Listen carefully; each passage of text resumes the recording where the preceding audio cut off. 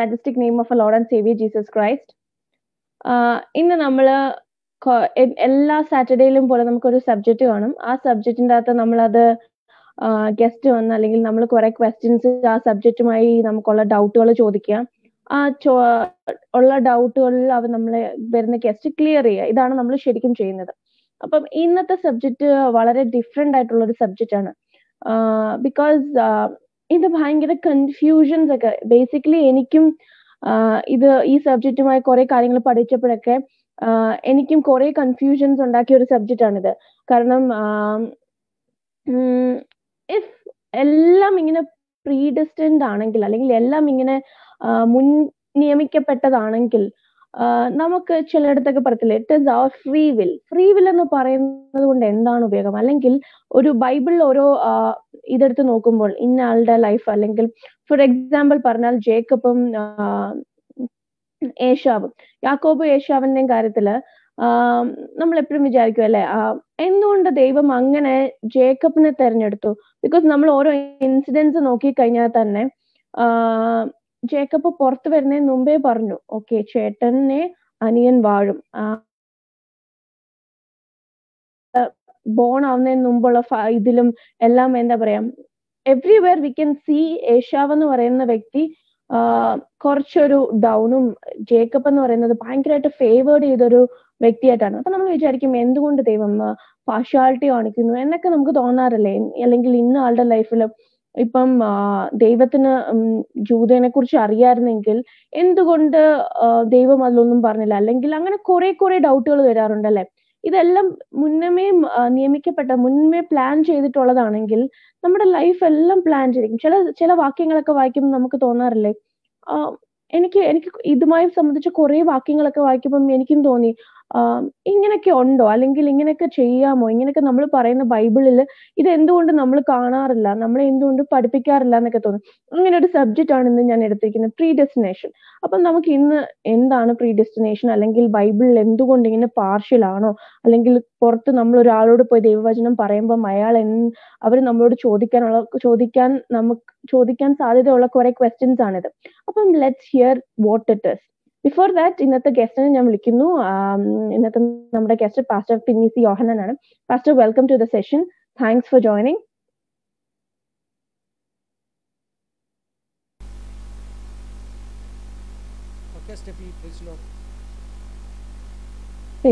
ഇപ്പം ഇന്നത്തെ സെഷനിലല്ല, ഞാനിപ്പം കുറച്ച് നാളായിട്ട് ചിന്തിക്കുകയാണ്, നമ്മളിപ്പം ഈ ലെറ്റ്സ് ടോക്ക് ബൈബിളിന്റെ എല്ലാ സെഷൻസും തുടങ്ങുന്നതിന് മുമ്പ് പ്രാർത്ഥിച്ചിട്ട് തുടങ്ങാം എന്നാണ് എൻ്റെ ഒരു ആഗ്രഹം. ബിക്കോസ് നമ്മൾ പറയുന്ന ദൈവവചനം അത് ഒരു വ്യക്തിക്കെങ്കിൽ ഒരു വ്യക്തിക്ക് അതൊരു എന്താ പറയുക, അത് മനസ്സിലാക്കുകയും അത് അവരുടെ ഉള്ളിലേക്ക് ചെല്ലുവാനും ഹൃദയത്തോടെ ഇടപെടാനും ഇടയാവട്ടെ എന്നുള്ളൊരു ചിന്തയിലാണ് ഞാൻ അങ്ങനെ പറയുന്നത്.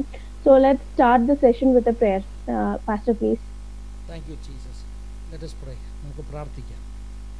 കർത്താവേ, ഞങ്ങളങ്ങ് സ്തുതിക്കുന്നു, വാഴ്ത്തുന്നു. ഈ അനുഗ്രഹിക്കപ്പെട്ട നല്ല രാത്രി സമയത്തിനായി സ്തോത്രം. സ്റ്റെഫി ജിലേഷിനോടൊപ്പം ലെറ്റ് us ടോക്ക് ബൈബിൾ എന്ന ഈ ടോക്ക് ഷോയിലൂടെ കർത്താവെ നിന്നെ മഹത്വപ്പെടുത്തുവാൻ, നിൻ്റെ അടുക്കിലേക്ക് കടന്നു വരുവാൻ തൊട്ട് ഞങ്ങളെ സഹായിച്ചതിനായി സ്തോത്രം. ഞങ്ങളെ ഈ ഷോ ആരംഭിക്കുന്ന ഈ സമയം മുതൽ ഞങ്ങൾ ബെനഡിക്ഷൻ പറയുന്ന സമയം വരെയും പ്രത്യേകമാകുന്ന അവിടുത്തെ സാന്നിധ്യം ഉണ്ടാകണം. ഞങ്ങൾ പറയുന്ന ഓരോ വാക്കുകളുടെ മേലും അവിടുത്തെ അനുഗ്രഹം ഉണ്ടാകണം. ഞങ്ങളുടെ കേൾവിക്കാർക്ക് അവരുടെ സംശയങ്ങൾക്ക് നിവാരണം വരുത്തുവാൻ കാരണമായി തീരണം. ഈ ഷോയെ ഞങ്ങൾ അനുഗ്രഹിക്കുന്നു, കേൾക്കുന്ന ഓരോ വ്യക്തികളെ അനുഗ്രഹിക്കുന്നു. ഇതിൻ്റെ എല്ലാ സിസ്റ്റവും നെറ്റ്വർക്കും എല്ലാം യേശുവിൻ്റെ രക്തം കൊണ്ടും വചനം കൊണ്ടും ഞങ്ങൾ മുദ്രയിട്ട് പ്രാർത്ഥിക്കുന്നു. വലിയ അനുഗ്രഹമാക്കിക്കാട്ടെ. അങ്ങനെ സംഭവിച്ചിരിക്കൽ സ്തോത്രം, യേശുവിൻ നാമത്തിൽ തന്നെ. ആമേൻ.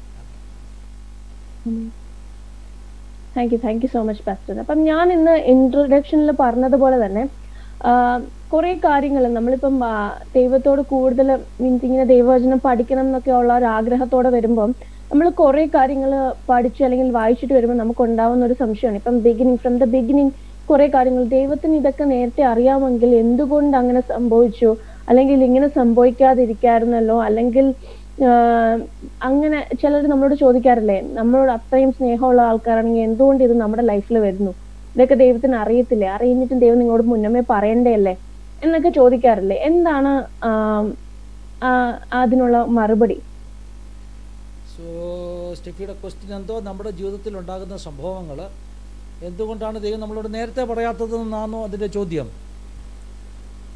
നേരത്തെ പറയാത്തത് ഇൻ ദ സെൻസ് ഇതെല്ലാം ദൈവം ഒരു പ്രീഡെസ്റ്റിൻഡ് ആണെങ്കിൽ, ഇതെല്ലാം മുന്നമേ അറിയാം, ഇതെല്ലാം മുന്നമേ പ്ലാൻ ചെയ്ത് വെച്ചിരിക്കുകയാണെന്നുണ്ടെങ്കിൽ ഇത് let me clarify it. What do you meant by when saying that everything is planned?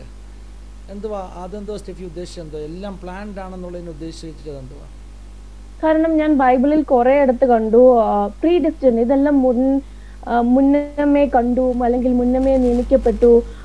And for example, ഒരു എക്സാമ്പിൾ ആയിട്ട് പറയുവാണെങ്കിൽ യാക്കോബും യേശാവും. അപ്പം യേശാവും യാക്കോബും അമ്മയുടെ ഉദരത്തിലായിരുന്നപ്പോൾ, നമ്മൾ കുറെ വാക്യത്തിൽ കണ്ടല്ലോ, അമ്മയുടെ ഉദരത്തിലായിരുന്നപ്പോൾ, പിണ്ടാകാരമായിരുന്നപ്പോഴും ഞാൻ നിന്നെ കണ്ടു.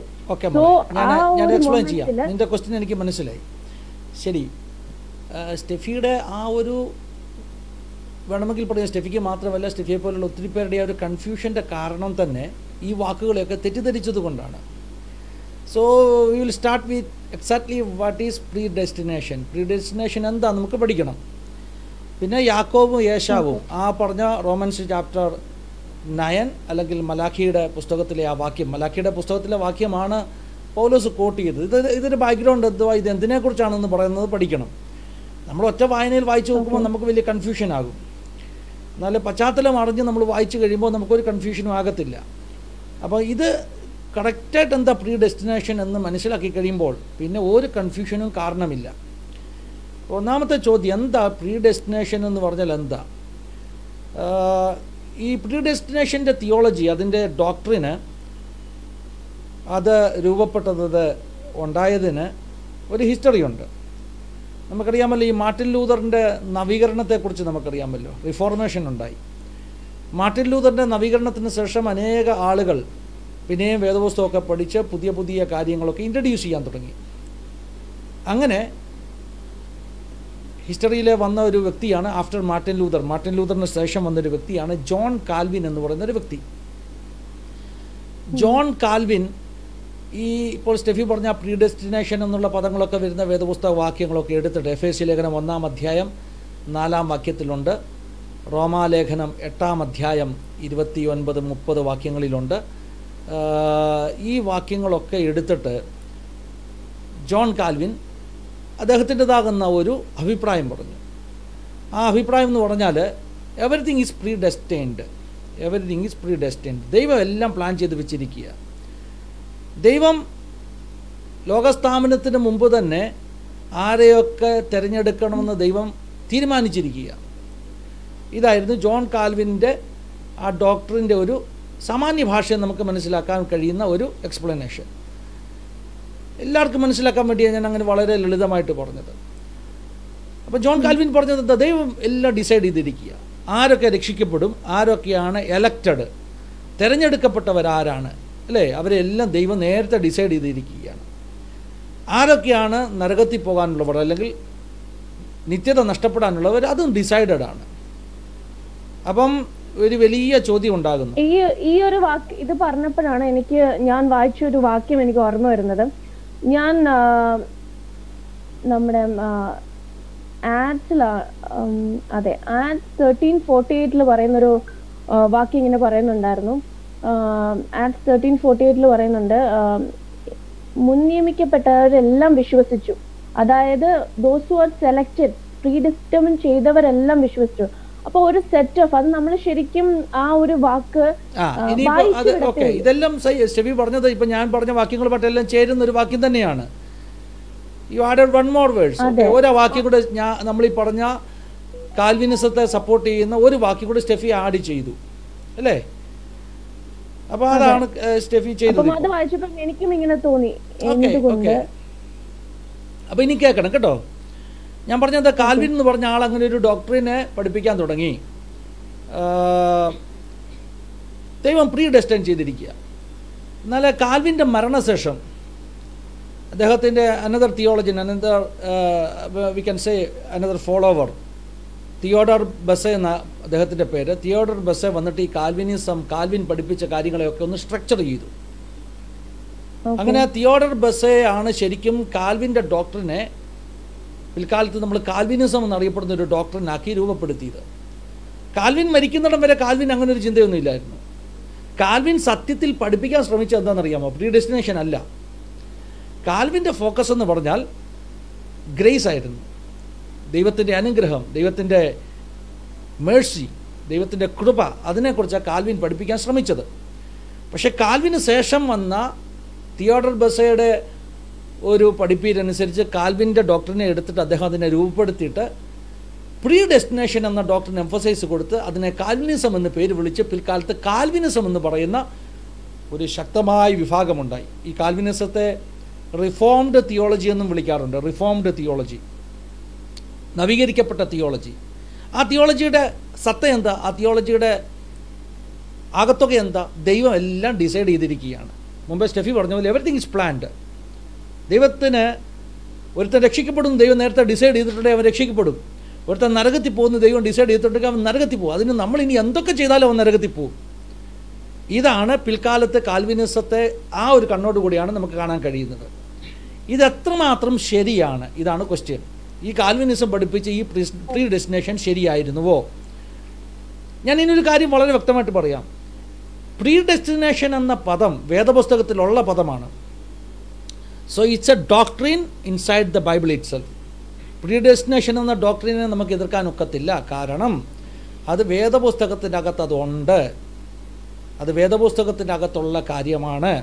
അപ്പോൾ പ്രീ ഡെസ്റ്റിനേഷൻ ഉണ്ടോ എന്ന് എന്നോട് ചോദിച്ചു കഴിഞ്ഞാൽ ഞാൻ പറയും ഉണ്ട്, പ്രീ ഡെസ്റ്റിനേഷൻ ഉണ്ട്.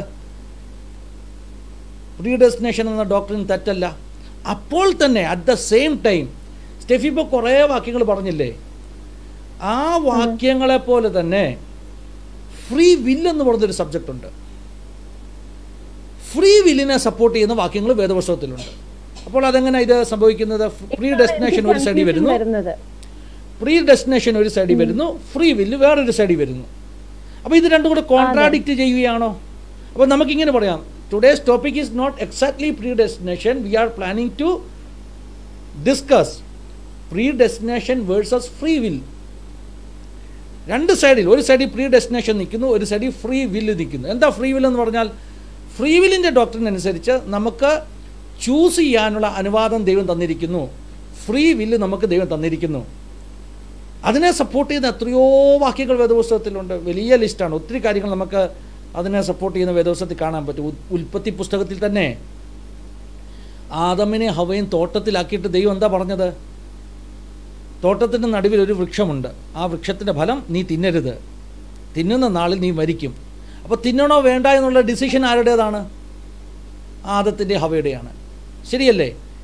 അപ്പം അപ്പോൾ തന്നെ ദൈവത്തിന് അറിയാം what is going to happen. ദൈവത്തിന് അറിയാമെങ്കിൽ അങ്ങനെ നടുക്കുകൊണ്ട് വെക്കാതെ എവിടെയെങ്കിലും അവിടെ നീ മനസ്സിലാക്കേണ്ട ഒരു കാര്യം, ഇവിടെ ഇനി മനസ്സിലാക്കേണ്ട രണ്ട് പ്രത്യേക പദങ്ങളുണ്ട്. പ്രീ ഡെസ്റ്റിനേഷനും ഫ്രീ വില്ല് വന്നതിനെ എക്സ്പ്ലെയിൻ ചെയ്യാൻ രണ്ട് പദങ്ങൾ ഞാൻ പറഞ്ഞു തരാം. ഒന്ന്, എന്തുകൊണ്ട് ദൈവത്തിന് പ്രീ ഡെസ്റ്റിൻഡ് ആണ്, എന്താ സംഭവിക്കുന്നുള്ളത് ദൈവത്തിന് എന്തുകൊണ്ട് അറിയാം? ഇതൊന്നാമത്തെ ചോദ്യം. ഇതൊന്ന് കേട്ടോണേ. ദൈവത്തിന് മാത്രമുള്ള ചില ക്വാളിറ്റീസ് ഉണ്ട്, വേറെ ആർക്കും അത് ക്ലെയിം ചെയ്യാൻ പറ്റത്തില്ല. ആ ക്വാളിറ്റി ഇല്ലെങ്കിൽ ദൈവത്തിന് ദൈവം ആകാൻ പറ്റത്തില്ല, ദൈവത്തെ ദൈവം എന്ന് വിളിക്കാൻ പറ്റത്തില്ല. പ്രധാനമായിട്ടും 3 ക്വാളിറ്റിയാണ് ദൈവത്തിന് മാത്രമുള്ള ക്വാളിറ്റി. 3 അല്ല, ഒത്തിരി അധികം ക്വാളിറ്റീസ് ഉണ്ട് ദൈവത്തിന് മാത്രമേ ക്ലെയിം ചെയ്യാൻ പറ്റത്തുള്ളൂ. ഒന്ന്, ഗോഡ് ഈസ് ഒംനിപൊട്ടന്റ്. ദൈവം സർവശക്തനാണ്. സർവശക്തൻ എന്ന് പറഞ്ഞാൽ ഒത്തിരി ശക്തന്മാർ ഭൂമിയിലുണ്ട്, പക്ഷെ സർവശക്തൻ എന്ന് വിളിക്കാൻ ക്വാളിറ്റി ഉള്ളത് ദൈവം മാത്രമാണ്. രണ്ടാമത്തെ ക്വാളിറ്റി ദൈവം സർവ്വവ്യാപിയാണ്. സർവ്വവ്യാപി എന്ന് പറയുമ്പോൾ ദൈവത്തിന് ഒരേ സമയത്ത് എവിടെ വേണമെങ്കിലും ഇരിക്കാം. ഇപ്പോൾ ഇവിടെ ഉള്ളതുപോലെ തന്നെ മസ്കറ്റിലുമുണ്ട്, അതുപോലെ തന്നെ സ്വർഗത്തിലുമുണ്ട്, അതുപോലെ തന്നെ ലോകത്തിൻ്റെ പ്രപഞ്ചത്തിൻ്റെ ഏത് ഭാഗത്തും ദൈവത്തിൻ്റെ പ്രസൻസ് ഉണ്ട്. ദൈവം സർവ്വവ്യാപിയാണ്. അതാർക്കും പറ്റത്തില്ല. സാത്താൻ പോലും സർവ്വവ്യാപിയല്ല. സാത്താൻ ഊടാടി സഞ്ചരിക്കുക. സാത്താൻ ഒരു സമയത്ത് 2 സ്ഥലത്ത് ഇരിക്കാൻ പറ്റത്തില്ല. സാത്താൻ ഊടാടി സഞ്ചരിക്കുന്നതെന്ന് പറയുന്നതിന് കാരണം അത് അവൻ സർവ്വവ്യാപിയല്ല. മൂന്നാമത്തെ ദൈവത്തിൻ്റെ ഒരു ക്വാളിറ്റിയാണ് സർവജ്ഞാനം. എന്താണ്? ഒംനീഷ്യൻ എന്ന് പറയും. ഒംനിപൊട്ടൻറ്റ്, ഒംനിപ്രസൻറ്റ് ആൻഡ് ഒംനീഷ്യൻ. ഒംനീഷ്യൻ എന്ന പദത്തിൻ്റെ അർത്ഥം സർവജ്ഞാനി. ദൈവത്തിനെല്ലാം അറിയാം. ദൈവത്തോടൊരു ചോദ്യം ചോദിക്കുക, ദൈവമേ നിനക്കിത് അറിയാമോ എന്ന് ചോദിച്ചാൽ ദൈവം അറിയത്തില്ല എന്ന് പറഞ്ഞാൽ ദൈവമല്ല. ഞാൻ പറഞ്ഞ സ്റ്റേറ്റ്മെൻറ്റ് ശ്രദ്ധിച്ചോ? ഇപ്പോൾ എൻ്റെ ചോദ്യം, കർത്താവെ സ്റ്റെഫി സ്വർഗത്തിൽ പോകുമോ? അപ്പം ദൈവം പറയാ, എനിക്കത് അറിയത്തില്ല കേട്ടോ, കാരണം ഞാനത് സ്റ്റെഫിയുടെ ഫ്രീ വില്ലിന് വിട്ടിരിക്കുക എന്ന് പറഞ്ഞാൽ ദൈവമല്ല. കാരണം ദൈവത്തിന് അങ്ങനെ പറയാൻ പറ്റത്തില്ല. ദൈവത്തിന് അറിയാത്തൊരു കാര്യവുമില്ല, അവൻ സർവജ്ഞാനിയാണ്. മനസ്സിലായല്ലോ? അപ്പോൾ ദൈവം പ്രീ ഡെസ്റ്റൈൻ ചെയ്തെന്ന് പറഞ്ഞാൽ ദൈവം പ്രീ ഡിറ്റർമിൻ ചെയ്തെന്നല്ല അർത്ഥം. You know what is the difference between that particular words, predestined and predetermined? Predestined എന്ന് പറഞ്ഞാൽ എന്താ? അത് ദൈവത്തിന് അറിയാം, ദൈവത്തിന് അതിനെക്കുറിച്ചുള്ള നോളജ് ഉണ്ട്. He foreknows it. അവന് മുൻപേ തന്നെ അറിയാം. എന്തുകൊണ്ടറിയാം? ദൈവമായതുകൊണ്ടറിയാം, ദൈവം സർവജ്ഞാനി ആയതുകൊണ്ടറിയാം. അല്ലാതെ ദൈവം ഡിസൈഡ് ചെയ്തിരിക്കുകയല്ല. നാളെ ഞാൻ എന്ത് ചെയ്യും എന്നുള്ളത് എനിക്കറിയത്തില്ല, പക്ഷെ ദൈവത്തിനറിയാം. എന്തുകൊണ്ടറിയാം? ദൈവമായതുകൊണ്ട് ദൈവത്തിനറിയാം നാളെ ഫിന്നി എന്ത് ചെയ്യുന്നു. അതറിയത്തില്ലെങ്കിൽ ദൈവത്തിൻ്റെ അറിവിന് കുറവുണ്ടെന്ന് വരുന്നു, ദൈവത്തിൻ്റെ സർവജ്ഞാനത്തിന് കുറവുണ്ടെന്ന് വരുന്നു. അപ്പോൾ ദൈവത്തെ ദൈവമായിട്ട് നമുക്ക് അക്സെപ്റ്റ് ചെയ്യാൻ പറ്റുമോ? പറ്റത്തില്ല. ദൈവത്തിന് ലിമിറ്റേഷൻ ഇല്ല, ദൈവത്തിൻ്റെ അറിവിന് കുറവില്ല. അതുകൊണ്ട് സർവജ്ഞാനിയായ ദൈവത്തിന് അറിയാത്ത ഒരു കാര്യവുമില്ല. ഈ ഭൂമിയിൽ എത്ര പേർ ജനിച്ചോ അവരൊക്കെ എങ്ങോട്ടാണ് പോകുന്നത്, അവരുടെ ലക്ഷ്യം എന്താണ്, അവരുടെ എറ്റേണിറ്റി എവിടെയാണ് അവർ സ്പെൻഡ് ചെയ്യാൻ പോകുന്നത് എന്നുള്ളത് ദൈവത്തിനറിയാം. ഇത് ദൈവത്തിൻ്റെ സർവജ്ഞാനമാണ്. രണ്ടാമത് വേറൊരു പദമാണ് ദൈവം സോവറീനാണ്, അല്ലെങ്കിൽ പരമാധികാരിയാണ്. ദൈവം പരമാധികാരിയാന്ന് പറഞ്ഞാൽ എന്താ? ദൈവത്തിൻ്റെ അധികാരത്തിന് അപ്പുറമായിട്ടൊരു കാര്യമില്ല. അതുകൊണ്ട് ദൈവത്തിനറിയാം നാളെ എന്ത് സംഭവിക്കുന്നു, അതിനകത്ത് അവന് പരമാധികാരമുണ്ട്. ഇത് രണ്ടാമത്തെ ഒരു പദപ്രയോഗം. ഇനി മൂന്നാമത് ഫ്രീ വില്ലിനെ കുറിച്ചൊരു എക്സ്പ്ലനേഷൻ. ഫ്രീ വില്ലിനെ കുറിച്ചുള്ള എക്സ്പ്ലനേഷൻ എന്താണെന്നറിയാമോ? ഫിന്നിയുടെ സ്വഭാവം ദൈവത്തിന് അറിയാം. യവനെ എത്ര അനുഗ്രഹം കൊടുത്താൽ, അനുഗ്രഹം എന്ന പദത്തിന് ഗ്രേസ് എന്ന പദം ഉപയോഗിക്കാം. ഞാൻ ഈ ഹിന്ദി ഉപയോഗിക്കുന്നത് കൊണ്ട് അനുഗ്രഹം എന്ന് പറയുന്നത്, ഹിന്ദിയിലെ കൃപ എന്ന പദം മലയാളത്തിലെ കൃപ എന്ന പദത്തിന് ഹിന്ദിയിൽ അനുഗ്രഹം എന്നാണ് പറയുന്നത്. ഭാഷയുടെ ഒരു പ്രശ്നമാണ്. അപ്പോൾ എത്ര കൃപ കൊടുത്താലും ഫിന്നി നന്നാകത്തില്ലെന്ന് ദൈവത്തിനറിയാം. ഉദാഹരണം ഞാൻ പറയാം കേട്ടോ. പക്ഷെ ദൈവം ഇത് ഫിന്നിയോട് നേരത്തെ പറയത്തില്ല. എടാ എത്ര കൃപ കൊടുത്താലും നീ നന്നാകത്തില്ല എന്ന് എനിക്കറിയാമെന്ന് പറയത്തില്ല. മറിച്ച് എൻ്റെ മേൽ പിന്നെയും കൃപ തന്നുകൊണ്ടിരിക്കും. കൃപയുടെ വാതിൽ ഒരിക്കലും അടവ് വരുത്തത്തില്ല.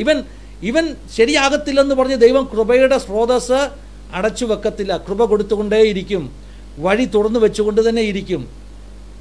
ദൈവത്തിന് പക്ഷേ അറിയാം ഞാൻ തിരഞ്ഞെടുക്കുമോ ഇല്ലയോ എന്നറിയാം. എന്തുകൊണ്ടറിയാം? ദൈവമായതുകൊണ്ടറിയാം. അപ്പോൾ ചുരുക്കി പറഞ്ഞാൽ ഫ്രീ വില്ല് നമ്മളാണ് തിരഞ്ഞെടുക്കുന്നത്, ദൈവമല്ല. പക്ഷെ നമ്മൾ തിരഞ്ഞെടുക്കുമോ ഇല്ലയോ എന്നുള്ളത് ദൈവത്തിനറിയാം. എന്തുകൊണ്ടറിയാം? ദൈവം സർവജ്ഞാനി ആയതുകൊണ്ട്, ദൈവമായതുകൊണ്ട് ദൈവത്തിനറിയാം നമ്മൾ തിരഞ്ഞെടുക്കുമോ ഇല്ലയോ എന്നുള്ളത്. പക്ഷേ ദൈവം ഒരിക്കൽ പോലും പ്രീ ഡിറ്റർമിൻ ചെയ്യത്തില്ല. പ്രീ ഡിറ്റർമിൻ ചെയ്യുക എന്ന് പറഞ്ഞാൽ ഞാൻ ഫിന്നിയെക്കുറിച്ച് തീരുമാനിച്ചിരിക്കുകയാണ്, അവൻ സ്വർഗത്തിൽ പോകത്തില്ല, അങ്ങനെ ദൈവം ഡിറ്റർമിൻ ചെയ്യത്തില്ല. പക്ഷേ ദൈവത്തിനറിയാം ഞാൻ ഏതാണ് ചൂസ് ചെയ്യാൻ പോകുന്നത്, ഏതാണ് ഞാൻ തിരഞ്ഞെടുക്കാൻ പോകുന്നത്. ആവർത്തന പുസ്തകത്തിലൊരു വാക്യമില്ലേ, അനുഗ്രഹത്തിൻ്റെയും ശാപത്തിൻ്റെയും ഈ വചനം ഞാൻ നിങ്ങളുടെ മുമ്പിൽ വെക്കുകയാണ്. ഇന്ന് നിങ്ങൾ ഡിസൈഡ് ചെയ്തോ ഏതാണ് നിങ്ങൾ തിരഞ്ഞെടുക്കുന്നത്. 2 ഓപ്ഷൻ മുമ്പിൽ വെക്കുകയാണ്. 2 ഓപ്ഷൻ മുമ്പിൽ വെച്ചിട്ട് എന്താ പറയുന്നത്? നിങ്ങൾ ഇന്ന് തിരഞ്ഞെടുത്തു കൊള്ളണം ഏത് നിങ്ങൾ തീരുമാനിക്കും. അനുഗ്രഹം വേണമെങ്കിൽ നിങ്ങൾക്ക് തിരഞ്ഞെടുക്കാം, ശാപം വേണമെങ്കിൽ നിങ്ങൾക്ക് തിരഞ്ഞെടുക്കാം. ഇതാരാ പറയുന്നത്? ദൈവമായി പറയുന്നത്. അപ്പോൾ തിരഞ്ഞെടുപ്പ് ആർക്ക് കൊടുത്തിരിക്കുക? നമുക്ക് തന്നിരിക്കുക. പക്ഷേ നമ്മൾ അനുഗ്രഹം തിരഞ്ഞെടുക്കുമോ ശാപം തിരഞ്ഞെടുക്കുമോ ഇതാർക്കറിയാം? ഇത് ദൈവത്തിനറിയാം. എന്തുകൊണ്ടറിയാം? മുമ്പേ ഞാൻ പറഞ്ഞതുപോലെ ദൈവം സർവജ്ഞാനി ആയതുകൊണ്ട് ദൈവത്തിനറിയാം നമ്മൾ തിരഞ്ഞെടുക്കുമോ ഇല്ലയോ എന്നറിയാം. ഇനി ദൈവത്തിൻ്റെ ആ അറിവ് മുൻകൂട്ടി നമുക്ക് വെളിപ്പെടുത്തി തരത്തില്ല. ഉദാഹരണത്തിന് രക്ഷിക്കപ്പെടാൻ ഒരു സാധ്യതയുമില്ല, ദൈവത്തിന് അതറിയാം. ഇവൻ എത്ര വചനം കൊടുത്താലും ഇവൻ സ്വീകരിക്കത്തില്ല, അത് ദൈവത്തിനറിയാം. അതുകൊണ്ട് ദൈവം അവനോട് എന്നിട്ട് പറയത്തില്ല എനിക്കറിയാമടാ നീ എത്ര ശ്രമിച്ചാലും രക്ഷിക്കപ്പെടത്തില്ലെന്ന്. അപ്പോൾ ദൈവത്തിൻ്റെ ആ അറിവ് വെളിപ്പെട്ട് കഴിഞ്ഞു. പിന്നെ ആ വ്യക്തിക്ക് ദൈവത്തെ കുറ്റം പറയാൻ പറ്റും. ദൈവമേ നീ അങ്ങനെ തീരുമാനിച്ചത് കൊണ്ടാണ് ഞാൻ സ്വർഗത്തിൽ പോകാഞ്ഞത് എന്ന് അവന് പറയാൻ പറ്റും. അതിന് സാധ്യതയില്ല. കാരണം അപ്പോഴും അവസരം ദൈവം അവന് കൊടുത്തിരിക്കുക, തിരഞ്ഞെടുക്കാനുള്ള അവസരം ദൈവം അവന് കൊടുത്തിരിക്കുക. അത് അവൻ്റെ ഡിസിഷനാണ്. ഇതുകൊണ്ട് തന്നെയാണ് എന്താ സംഭവിക്കാൻ പോകുന്നതെന്ന് ദൈവം നേരത്തെ വെളിപ്പെടുത്താത്തത്. ദൈവത്തിന് അറിയാമെങ്കിലും ദൈവം മനുഷ്യനത് വെളിപ്പെടുത്തി കൊടുക്കാത്തത് അവന് തിരഞ്ഞെടുക്കുവാനുള്ള സ്വാതന്ത്ര്യം ദൈവം മുന്നിൽ വെച്ചുകൊണ്ടാണ്. അപ്പോൾ ഞാൻ തിരഞ്ഞെടുക്കുന്നു. എന്താ തിരഞ്ഞെടുക്കുന്നത്? ഞാൻ രക്ഷിക്കപ്പെടാൻ തിരഞ്ഞെടുക്കുന്നു. ആർക്കും അതിൽ നിന്ന് എന്നെ വ്യതിചലിപ്പിക്കാൻ പറ്റത്തില്ല. ഞാൻ യേശുവിനെ സ്വീകരിക്കുന്നു.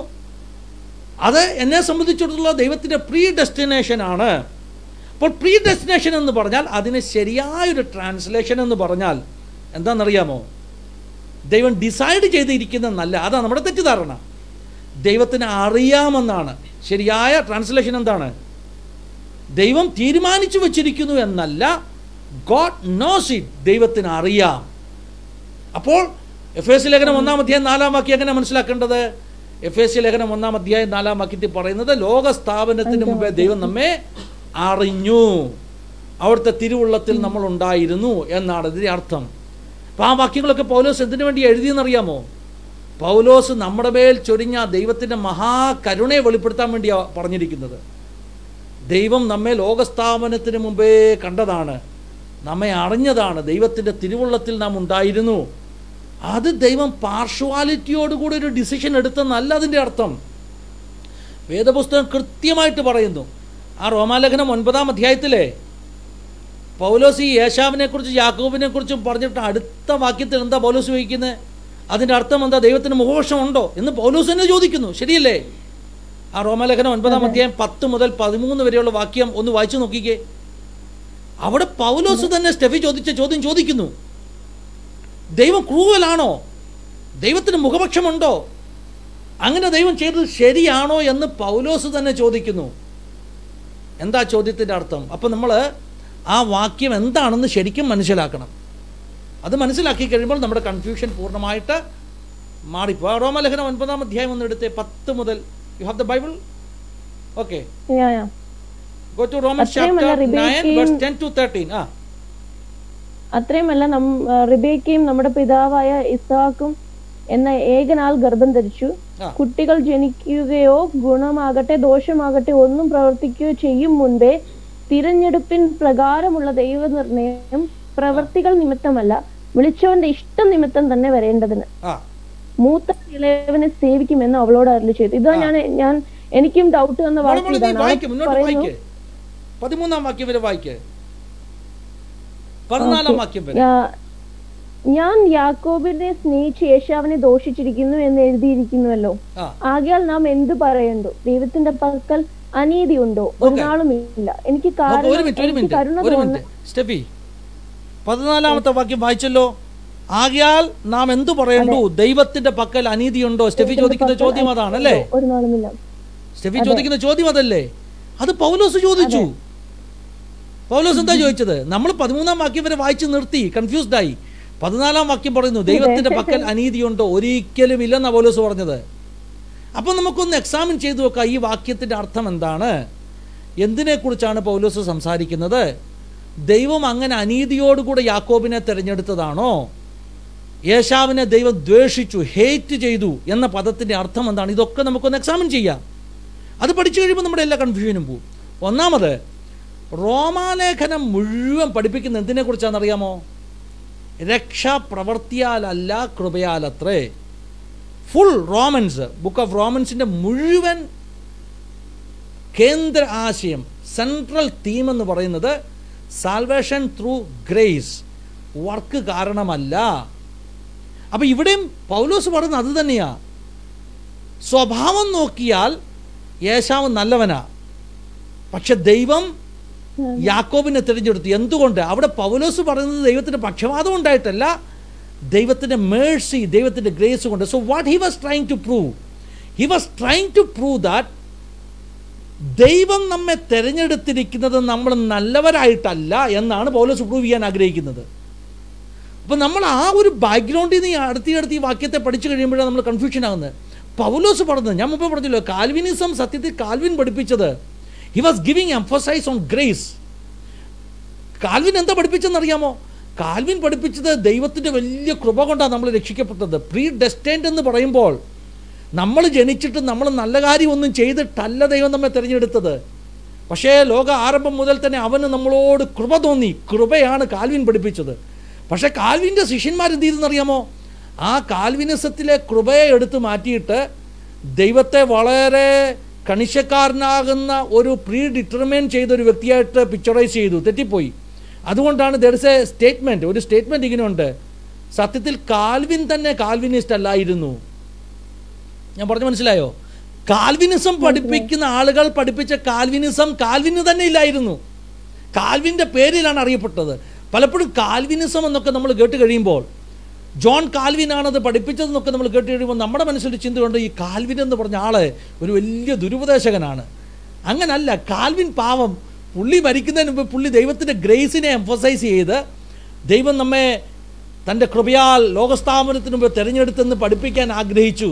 പക്ഷേ അദ്ദേഹത്തിൻ്റെ മരണശേഷം അദ്ദേഹത്തിൻ്റെ ശിഷ്യന്മാർ ആ വാക്കുകളെ മറ്റൊരു രൂപത്തിലാക്കിയിട്ട് കാൽവിനിസം എന്നൊരു ഡോക്ട്രിൻ ഉണ്ടാക്കി. ആ ഡോക്ട്രിനനുസരിച്ച് ദൈവം പ്രീ ഡിറ്റർമിൻ ചെയ്തിരിക്കുകയാണ്. എന്ത് ചെയ്തിരിക്കുകയാണ്? പ്രീ ഡിറ്റർമിൻ ചെയ്തിരിക്കുകയാണ്. ദൈവം പ്രീ ഡിറ്റർമിൻ ചെയ്തിരിക്കുകയാണ്, ഇവൻ രക്ഷിക്കപ്പെടത്തില്ല. അവൻ യേശുവിനെ രക്ഷകനായി ഏറ്റു പറഞ്ഞാലും അവൻ രക്ഷിക്കപ്പെടത്തില്ല എന്നാണ് കാൽവിനിസത്തിൻ്റെ ഡോക്ട്രിൻ. പക്ഷെ അത് തെറ്റാണ്. കാരണം വേദപുസ്തകം അങ്ങനെയല്ല പഠിപ്പിക്കുന്നത്. റിഫോംഡ് തിയോളജി കാൽവിൻ പഠിപ്പിച്ചതല്ല കേട്ടോ, കാൽവിനിസ്റ്റുകൾ പഠിപ്പിക്കുന്നത്. അതെ, ഞാൻ ഇടയ്ക്ക് വായിച്ചപ്പോൾ ഞാൻ ഇങ്ങനെ വായിച്ചു, കുറെ ക്രിട്ടിക്സ് ഇങ്ങനെ ഏശാവിനെയും യാക്കോബിനെയും അവര് അത് വിളിച്ചിരിക്കുന്നത് റിജിഡ്ലി കാൽവിനിസ്റ്റിക് എന്നാണ്. ആ ഒരു ടേം ആണ് അവരിവിടെ യൂസ് ചെയ്തിരിക്കുന്നത്. അതായത് പ്രീ ഡിറ്റർമിൻഡ് ചെയ്ത് ഭയങ്കര പാർഷ്യലായിട്ട്, എന്താ പറയാ, ഭയങ്കര ഒരു ഇതായിട്ടാണ് ക്രിട്ടിക്സ് അതിനെ എംഫസൈസ് ചെയ്ത് കാണിക്കുന്നത്. റിജിഡ്ലി കാൽവിനിസ്റ്റ്, റിജിഡ്ലി കാൽവിനിസ്റ്റിക് എന്നാണ് ആ ഒരു ടേം തന്നെ യൂസ് ചെയ്തിരിക്കുന്നത്. ഈ ഒരു സ്റ്റോറി പറയുമ്പം, ജേക്കബിന്റെ യേശാവിന്റെ സ്റ്റോറി പറയുമ്പം, അതിനെക്കുറിച്ച് പറയുമ്പം റിജിഡ്ലി കാൽവിനിസ്റ്റിക് എന്നാണ് പറഞ്ഞിരിക്കുന്നത്. അപ്പൊ അവിടെ ഗ്രേസ് എന്ന് പറയുന്ന ഒരു വാക്കല്ല അവർ ഉപയോഗിച്ചിരിക്കുന്നത്, അല്ലെങ്കിൽ ആ ഒരു ബാക്ക്ഗ്രൗണ്ട് അല്ല അവിടെ കൊടുത്തിരിക്കുന്നത്. ഞാൻ എന്താ പറഞ്ഞറിയാമോ ശ്രീ, ഈ ഹിസ്റ്റോറിക് ബാക്ക്ഗ്രൗണ്ട് നോക്കിയാൽ ഒരു സൈഡിൽ കാൽവിനിസം ഇങ്ങനെ ഫോമായി വന്നപ്പോൾ തന്നെ വേറൊരു സൈഡിൽ അർമീനിയാസ് എന്ന് പറയുന്ന ഒരു വ്യക്തി, അദ്ദേഹം ആക്ച്വലി തിയോഡോർ ബേസയുടെ ഒരു ശിഷ്യനായിരുന്നു. കാൽവിനിസ്റ്റ് ആയിരുന്ന, അല്ലെങ്കിൽ കാൽവിനിസത്തെ ഫോം ചെയ്ത തിയോഡോർ ബെസെ എന്ന് പറയുന്ന ആള്, BAZE ബെസെ അല്ലെങ്കിൽ ബേസ് എന്ന് നമുക്ക് ഉച്ചരിക്കാൻ വേണമെങ്കിൽ, തിയോഡോർ ബെസയുടെ ഒരു ഫോളോവർ ആയിരുന്നു അർമീനിയാസ് എന്ന് പറഞ്ഞ വ്യക്തി. ആ വ്യക്തി സത്യത്തിൽ തിയോഡോർ ബെസയുടെ ഡോക്ടറിനെ പഠിപ്പിക്കാനാണ് ശ്രമിച്ചത്. പക്ഷേ പുള്ളിക്ക് മനസ്സിലായി ഈ ഡോക്ടറിന് ശരിയല്ലെന്ന്. പുള്ളി സത്യത്തിൽ പ്രീ ഡെസ്റ്റിനേഷനെ ശരിയായിട്ട് എക്സ്പ്ലെയിൻ ചെയ്തുകൊണ്ടൊരു ഡോക്ടർ ഉണ്ടാക്കി. ആ ഡോക്ടറിനെ വിളിക്കുന്ന പേരാണ് കാൽവിനിസം ഉള്ളതുപോലെ തന്നെ അർമീനിയൻ തിയറി അല്ലെങ്കിൽ തിയോളജി. അർമീനിയ എന്ന് പറയുന്ന രാജ്യമല്ല, ദേശമല്ല, അത് അർമീനിയാസ് എന്ന വ്യക്തിയിൽ നിന്ന് ആ പേരുണ്ടായത്. Armenian theology. നമ്മൾ പെന്റിക്കോസ്റ്റിൽ വിശ്വസിക്കുന്നത് എന്താണെന്നറിയാമോ? കാൽവിനിസം അല്ല, അർമീനിയൻ തിയോളജിയാണ് നമ്മൾ വിശ്വസിക്കുന്നത്. എന്താണ് അർമീനിയാസിൻ്റെ തിയോളജി? ഇതൊക്കെ നോക്കേ, കാൽവിനിസം പഠിപ്പിച്ചത് നിങ്ങളെ ദൈവം ലോകസ്ഥാപനത്തിന് മുമ്പേ നിങ്ങളെ ദൈവം തിരഞ്ഞെടുത്തിട്ടില്ലെങ്കിൽ നിങ്ങൾ യേശുവിനെ രക്ഷകനായി സ്വീകരിച്ചാൽ പോലും നിങ്ങൾക്ക് എന്ത് ചെയ്യാൻ പറ്റത്തില്ല? സ്വർഗത്തിൽ പോകാൻ പറ്റത്തില്ല. നിങ്ങളുടെ രക്ഷയില്ല. കാരണം നിങ്ങൾ എലക്റ്റഡ് ലിസ്റ്റിലുള്ള ആളല്ല. ഇനിയും നിങ്ങൾ എലക്റ്റഡ് ലിസ്റ്റിലുള്ള ആളാണെങ്കിൽ നിങ്ങൾ എത്ര പാപം ചെയ്താലും നിങ്ങളുടെ സാൽവേഷൻ നഷ്ടപ്പെടത്തില്ല. അത് വളരെ ഗുരുതരമാകുന്ന വേദപുസ്തകത്തിൻ്റെ അടിസ്ഥാന തത്വങ്ങളെപ്പോലും ഖണ്ഡിക്കുന്ന ഒരു ഡോക്ടറിനായി മാറി. ഇനി മറ്റൊരു ഉദാഹരണം ഞാൻ പറയാം. കാൽവിനിസ്റ്റുകളുടെ പഠിപ്പീരനുസരിച്ച് ദൈവത്തിൻ്റെ യേശുവിൻ്റെ അറ്റോൺമെൻറ്റ് എന്ന് പറഞ്ഞാൽ പാപപരിഹാര ബലി, കാൽവറി ക്രൂശിലുള്ള പാപപരിഹാര ബലി, അത് ലിമിറ്റഡ് ആണ്. കാൽവിനിസ്റ്റുകളുടെ ഡോക്ടറിനനുസരിച്ച് പാപപരിഹാര ബലി ലിമിറ്റഡ് ആണ്. ഞാൻ ഒരു കാര്യം പറഞ്ഞു തരാം. ഈ കാൽവിനിസം ഒക്കെ എന്ന് പറഞ്ഞാൽ അത് ചിന്തിക്കരുത് പ്രീ ഡെസ്റ്റിനേഷനെ കുറിച്ച് മാത്രമുള്ള ഡോക്ടറിനാണ് ചിന്തിക്കില്ല. അതിനേക്കാളൊക്കെ ഉപരിയായിട്ട് മറ്റ് പല പ്രധാന മേഖലകളെ സ്പർശിക്കുന്ന ഡോക്ടറിനാണ് അത്. ഇപ്പോൾ യേശുവിൻ്റെ പാപപരിഹാര ബലി ലിമിറ്റഡ് ആണോ? അത് വളരെ മാരകമാകുന്ന ഒരു ഗുരുതരമാകുന്നൊരു പ്രശ്നമാണ്. വേദപുസ്തകം അനുസരിച്ച് യേശു സകല മനുഷ്യൻ്റെയും പാപത്തിന് വേണ്ടിയാണ് മരിച്ചത്. ലിമിറ്റഡ് അല്ല. പക്ഷേ കാൽവിനിസ്റ്റുകൾ പറയുന്നത് യേശു മരിച്ചത് ആ സെലക്റ്റഡ് ലിസ്റ്റിലുള്ള അല്ലെങ്കിൽ എലക്റ്റഡ് ആയിട്ടുള്ള പ്രീ ഡെസ്റ്റൈൻഡ് ആയിട്ടുള്ള ആളുകൾക്ക് വേണ്ടി മാത്രമാണ് യേശു മരിച്ചത്. അതാണ് കാൽവിനിസ്റ്റുകൾ പഠിപ്പിക്കുന്നത്. അപ്പോൾ അത് വലിയ ഗുരുതരമായ പ്രശ്നമല്ലേ? അപ്പോൾ ഈ അർമീനിയസിൻ്റെ തിയറി എന്ന് പറഞ്ഞാൽ അദ്ദേഹം പഠിപ്പിക്കുന്നതൊക്കെ, എന്നോടൊരു ചോദ്യം ചോദിക്കുകയാണ്, പ്രീ ഡെസ്റ്റിനേഷൻ ഉണ്ടോ എന്ന് ചോദിച്ചാൽ ഉണ്ടെന്ന് ഞാൻ പറയും. എന്തുകൊണ്ടെന്ന് ചോദിച്ചാൽ, പ്രീ ഡെസ്റ്റിനേഷൻ ഞാൻ പറഞ്ഞല്ലോ, അത് പ്രീ ഡിറ്റർമിനേഷൻ അല്ല, ദൈവം നേരത്തെ തീരുമാനിച്ച് വെച്ചിരിക്കുകയല്ല, മറിച്ച് ദൈവമായതുകൊണ്ട് ദൈവത്തിനറിയാം ഓരോ വ്യക്തിയുടെയും ഭാവി എന്താണെന്ന്. അല്ലെങ്കിൽ ദൈവമല്ല. എന്നാൽ അതോടൊപ്പം തന്നെ ദൈവം ഓരോ വ്യക്തിക്കും അവൻ്റെ ജീവിതം, അവൻ്റെ ഭാവി തിരഞ്ഞെടുക്കുവാനുള്ള അവകാശം ദൈവം കൊടുത്തിരിക്കുകയാണ്. എല്ലാവരുടെ മേലും ദൈവം ഒരുപോലെ കൃപയുടെ മഴ പെയ്യിക്കുന്നു. ദൈവം നീതിമാന്റെ മേലും പാപിയുടെ മേലും ഒരുപോലെ മഴ പെയ്യിക്കുന്നല്ലേ? അതുപോലെ തന്നെ ദൈവം കൃപയുടെ മഴ എല്ലാവരുടെ മേലും ഒരുപോലെ കൊടുക്കുന്നു. അവൻ സ്വീകരിക്കുമോ ഇല്ലയോ എന്നുള്ളത് അവൻ്റെ തീരുമാനമാണ്, വ്യക്തമായിട്ട് അവൻ്റെ തീരുമാനമാണ്. എസെക്കിയേൽ 18-ാം അധ്യായം വായിക്കണം. ആ അധ്യായത്തിൽ ഒത്തിരി വാക്യങ്ങളുണ്ട് കേട്ടില്ലേ? എസെക്കിയേൽ 18-ൽ കർത്താവ് എന്താ പറയുന്നത് അറിയാമോ? പാപിയുടെ മരണത്തിൽ എനിക്ക് പ്രസാദമില്ല. ക്ലിയറായിട്ട് പറഞ്ഞിരിക്കുക. ഒരു വ്യക്തി പോലും പാപിയായിട്ട് മരിക്കണമെന്ന് ദൈവം ആഗ്രഹിക്കുന്നില്ല എന്ന് എസെക്കിയേൽ 18 പറയുന്നു. പക്ഷേ എന്നാലും ചിലർ മരിക്കുന്നു. എന്തുകൊണ്ട്? ദൈവം അവസരങ്ങൾ കൊടുത്തിട്ടും വാൾ വരുന്നെന്ന് പ്രവാചകൻ വിളിച്ചു പറഞ്ഞിട്ടും എല്ലാവരും ഇത് കേൾക്കുന്നില്ല. അതുകൊണ്ട് എന്ത് ചെയ്യുന്നു? വാൾ അവൻ്റെ മേൽ വന്ന് വീഴുന്നു. എസെക്കിയേൽ 18 എന്താ പറയുന്നത്? പാപിയുടെ മരണത്തിൽ എനിക്ക് പ്രസാദമില്ല. ദൈവം തന്നെ പറയുക, ഞാൻ പ്രസാദിക്കുന്നില്ല പാപി മരിക്കുന്നതിൽ. ഇപ്പോൾ ദൈവം പാപിയാണ്, മരിച്ചോട്ടെ എന്ന് പറഞ്ഞ് പ്രീ ഡെസ്റ്റൈൻ ചെയ്തിട്ടില്ല, അല്ലെങ്കിൽ പ്രീ ഡിറ്റർമിൻ ചെയ്തിട്ടില്ല. അവന് ദൈവം ഒരു പ്രവാചകനെ കൊടുക്കുന്നു, ദൈവവചനം കൊടുക്കുന്നു, അവസരം അവന് കൊടുക്കുന്നു.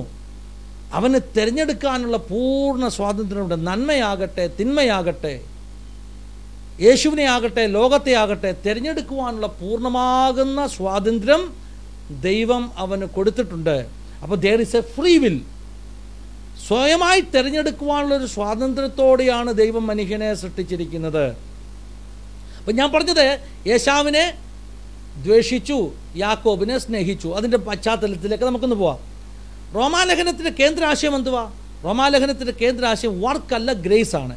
അപ്പോൾ പൗലോസ് അവിടെയും സ്ഥാപിക്കാൻ ആഗ്രഹിച്ചത്, യാക്കോബോ ഏശാവോ ചെയ്ത പ്രവർത്തികൾ നോക്കിയിട്ടല്ല ദൈവം അവരെ തിരഞ്ഞെടുത്തത്.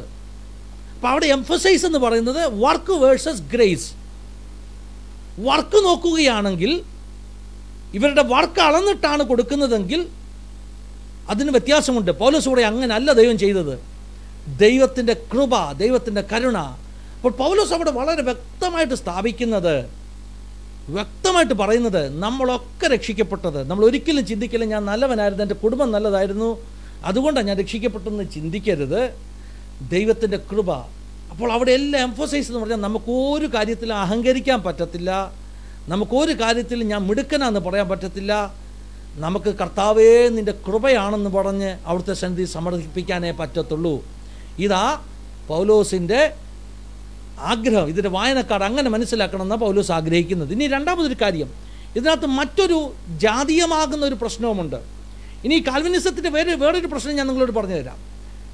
കാൽവിനിസം ഈ മുമ്പേ പറഞ്ഞ പോലെ റിജിഡായിട്ടുള്ള കാൽവിനിസം അല്ലേ, എന്ന് പറഞ്ഞാൽ അങ്ങ് ഭയങ്കര, ഹിന്ദി ഞങ്ങൾ കട്ടർവാദി എന്ന് പറയും, തീവ്രവാദ കാൽവിനിസം. തീവ്രവാദ കാൽവിനിസം വന്നു കഴിയുമ്പോൾ എന്ത് സംഭവിക്കുന്നതെന്ന് അറിയാമോ? ആളുകൾ അങ്ങനെ വരെ പഠിപ്പിച്ചു, യഹൂദന്മാരാരും എലക്റ്റഡ് ലിസ്റ്റിലില്ല. കാൽവിനിസ്റ്റുകളുടെ ഒരു പഠിപ്പീരാണ് യഹൂദന്മാർ. കാരണം അവർ യേശുവിനെ റിജക്റ്റ് ചെയ്തവരാ. അതുകൊണ്ട് യഹൂദൻ ഇനിയും തലകുത്തി നിന്നാൽ എലക്റ്റഡ് ലിസ്റ്റിൽ അവന് കയറാൻ പറ്റത്തില്ല. അപ്പോൾ അതിന് സ്വല്പം റേഷ്യലായിട്ടുള്ള, ജാതിപരമായിട്ടുള്ള, വർഗീയമായിട്ടുള്ള ഒരു തലമുണ്ടായി. ഇനി വേറൊരു എക്സാമ്പിൾ പറയാം.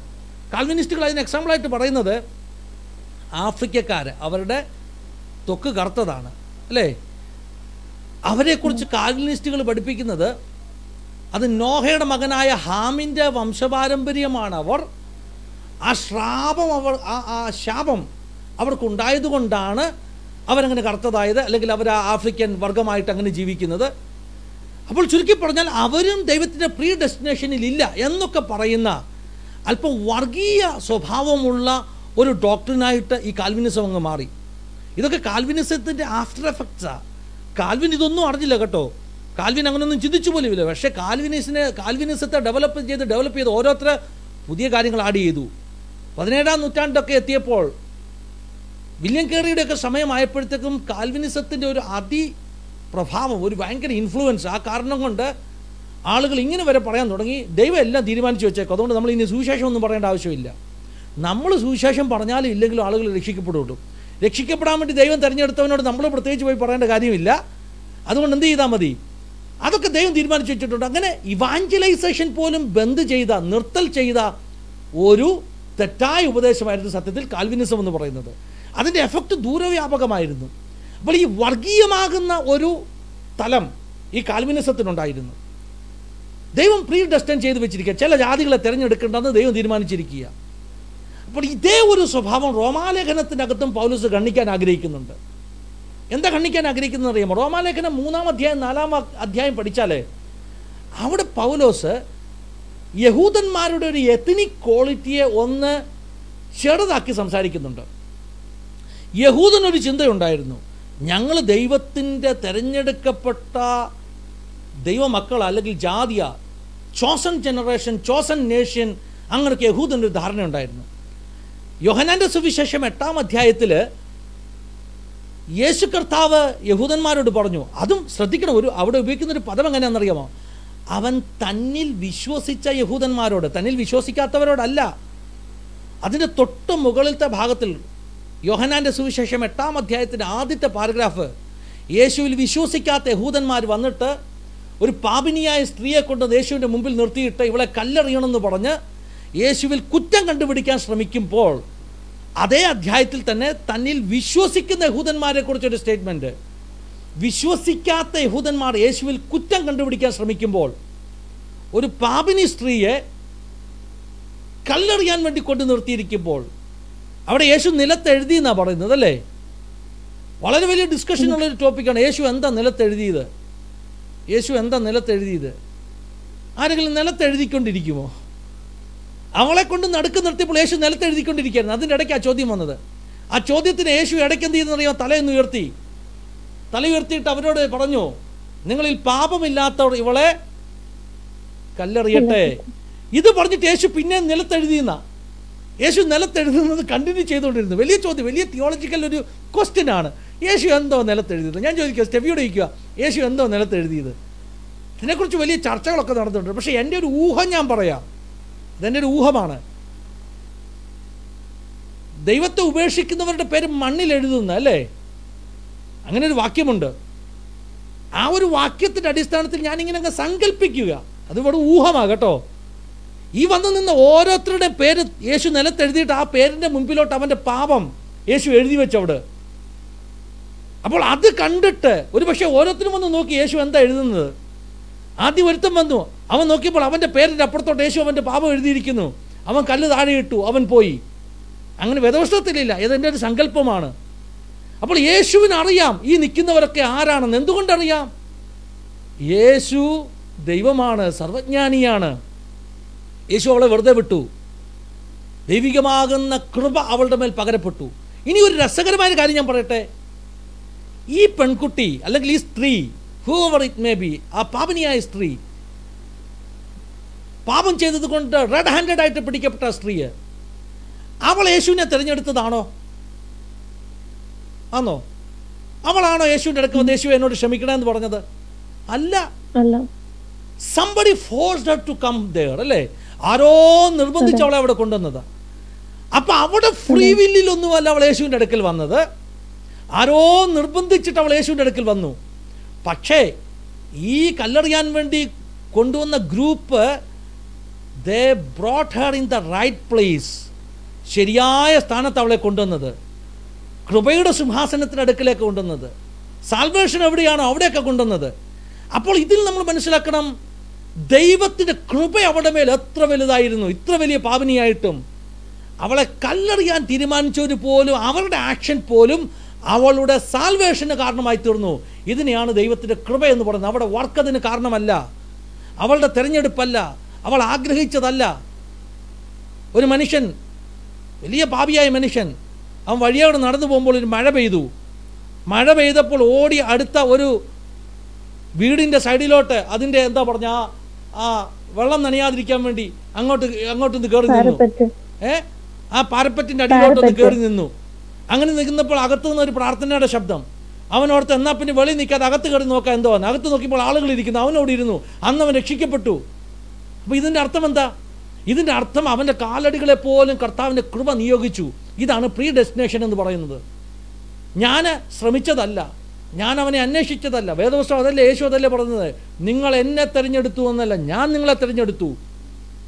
അപ്പോൾ ബൈബിളിൽ പ്രീ ഡെസ്റ്റിനേഷൻ എന്ന് പറഞ്ഞാൽ ക്രൂരനായ ദൈവത്തിൻ്റെ പ്രപഞ്ച സ്ഥാപനത്തിന് മുമ്പുള്ള ഒരു വലിയ ക്രൂരമായ തീരുമാനമല്ല വേദപുസ്തകത്തിലെ പ്രീ ഡെസ്റ്റിനേഷൻ. വേദപുസ്തകത്തിലെ പ്രീ ഡെസ്റ്റിനേഷൻ മഹാകരുണാവാനായ ദൈവത്തിൻ്റെ ലോകസ്ഥാപനത്തിന് മുമ്പ് എന്നെക്കുറിച്ച് നിങ്ങളെക്കുറിച്ച് തോന്നിയ വലിയ കൃപ, വലിയ കരുണയാണ് വേദപുസ്തകത്തിലെ പ്രീ ഡെസ്റ്റിനേഷൻ. അപ്പം നമുക്ക് ദൈവത്തോട് സ്നേഹമാണോ ദേഷ്യമാണോ തോന്നുന്നത്? ഇതിൻ്റെ ഒറിജിനൽ സെൻസിൽ പ്രീ ഡെസ്റ്റിനേഷൻ പഠിച്ചു കഴിഞ്ഞാൽ എൻ്റെ കർത്താവേ നിൻ്റെ മഹാകരുണയ്ക്കായി സ്തോത്രമെന്നേ പറയാൻ പറ്റത്തുള്ളൂ, അല്ലേ? അപ്പം ദൈവം ക്രൂവലാണെന്ന് നമുക്ക് തോന്നത്തില്ല. പൗലോസിനെ ചോദിച്ചു, ഇവൻ ദുഷ്ടനാണോ, ദൈവം അനീതിയുള്ളവനാണോ? ഒരിക്കലുമല്ല, ഒരിക്കലുമല്ല. ഇനി ഞാൻ മുമ്പേ പറഞ്ഞു വരുന്നത്, റോമാലേഖനം 3-ാം അധ്യായം 4-ാം അധ്യായത്തിൽ നാം കാണുമ്പോൾ യഹൂദന്മാർക്കുള്ള ഒരു ജാതീയ ചിന്തയുണ്ട്. അവരുടെ ചിന്ത ഞങ്ങൾ രക്ഷിക്കപ്പെട്ടവരാ, അല്ലെങ്കിൽ ഞങ്ങൾ ദൈവത്തിൻ്റെ ജനമാ. ആ എത്നിക് ബാക്ക്ഗ്രൗണ്ടിൽ നിന്ന് അവർക്ക് രക്ഷ കിട്ടുമെന്ന് അവരുടെ വിശ്വാസം.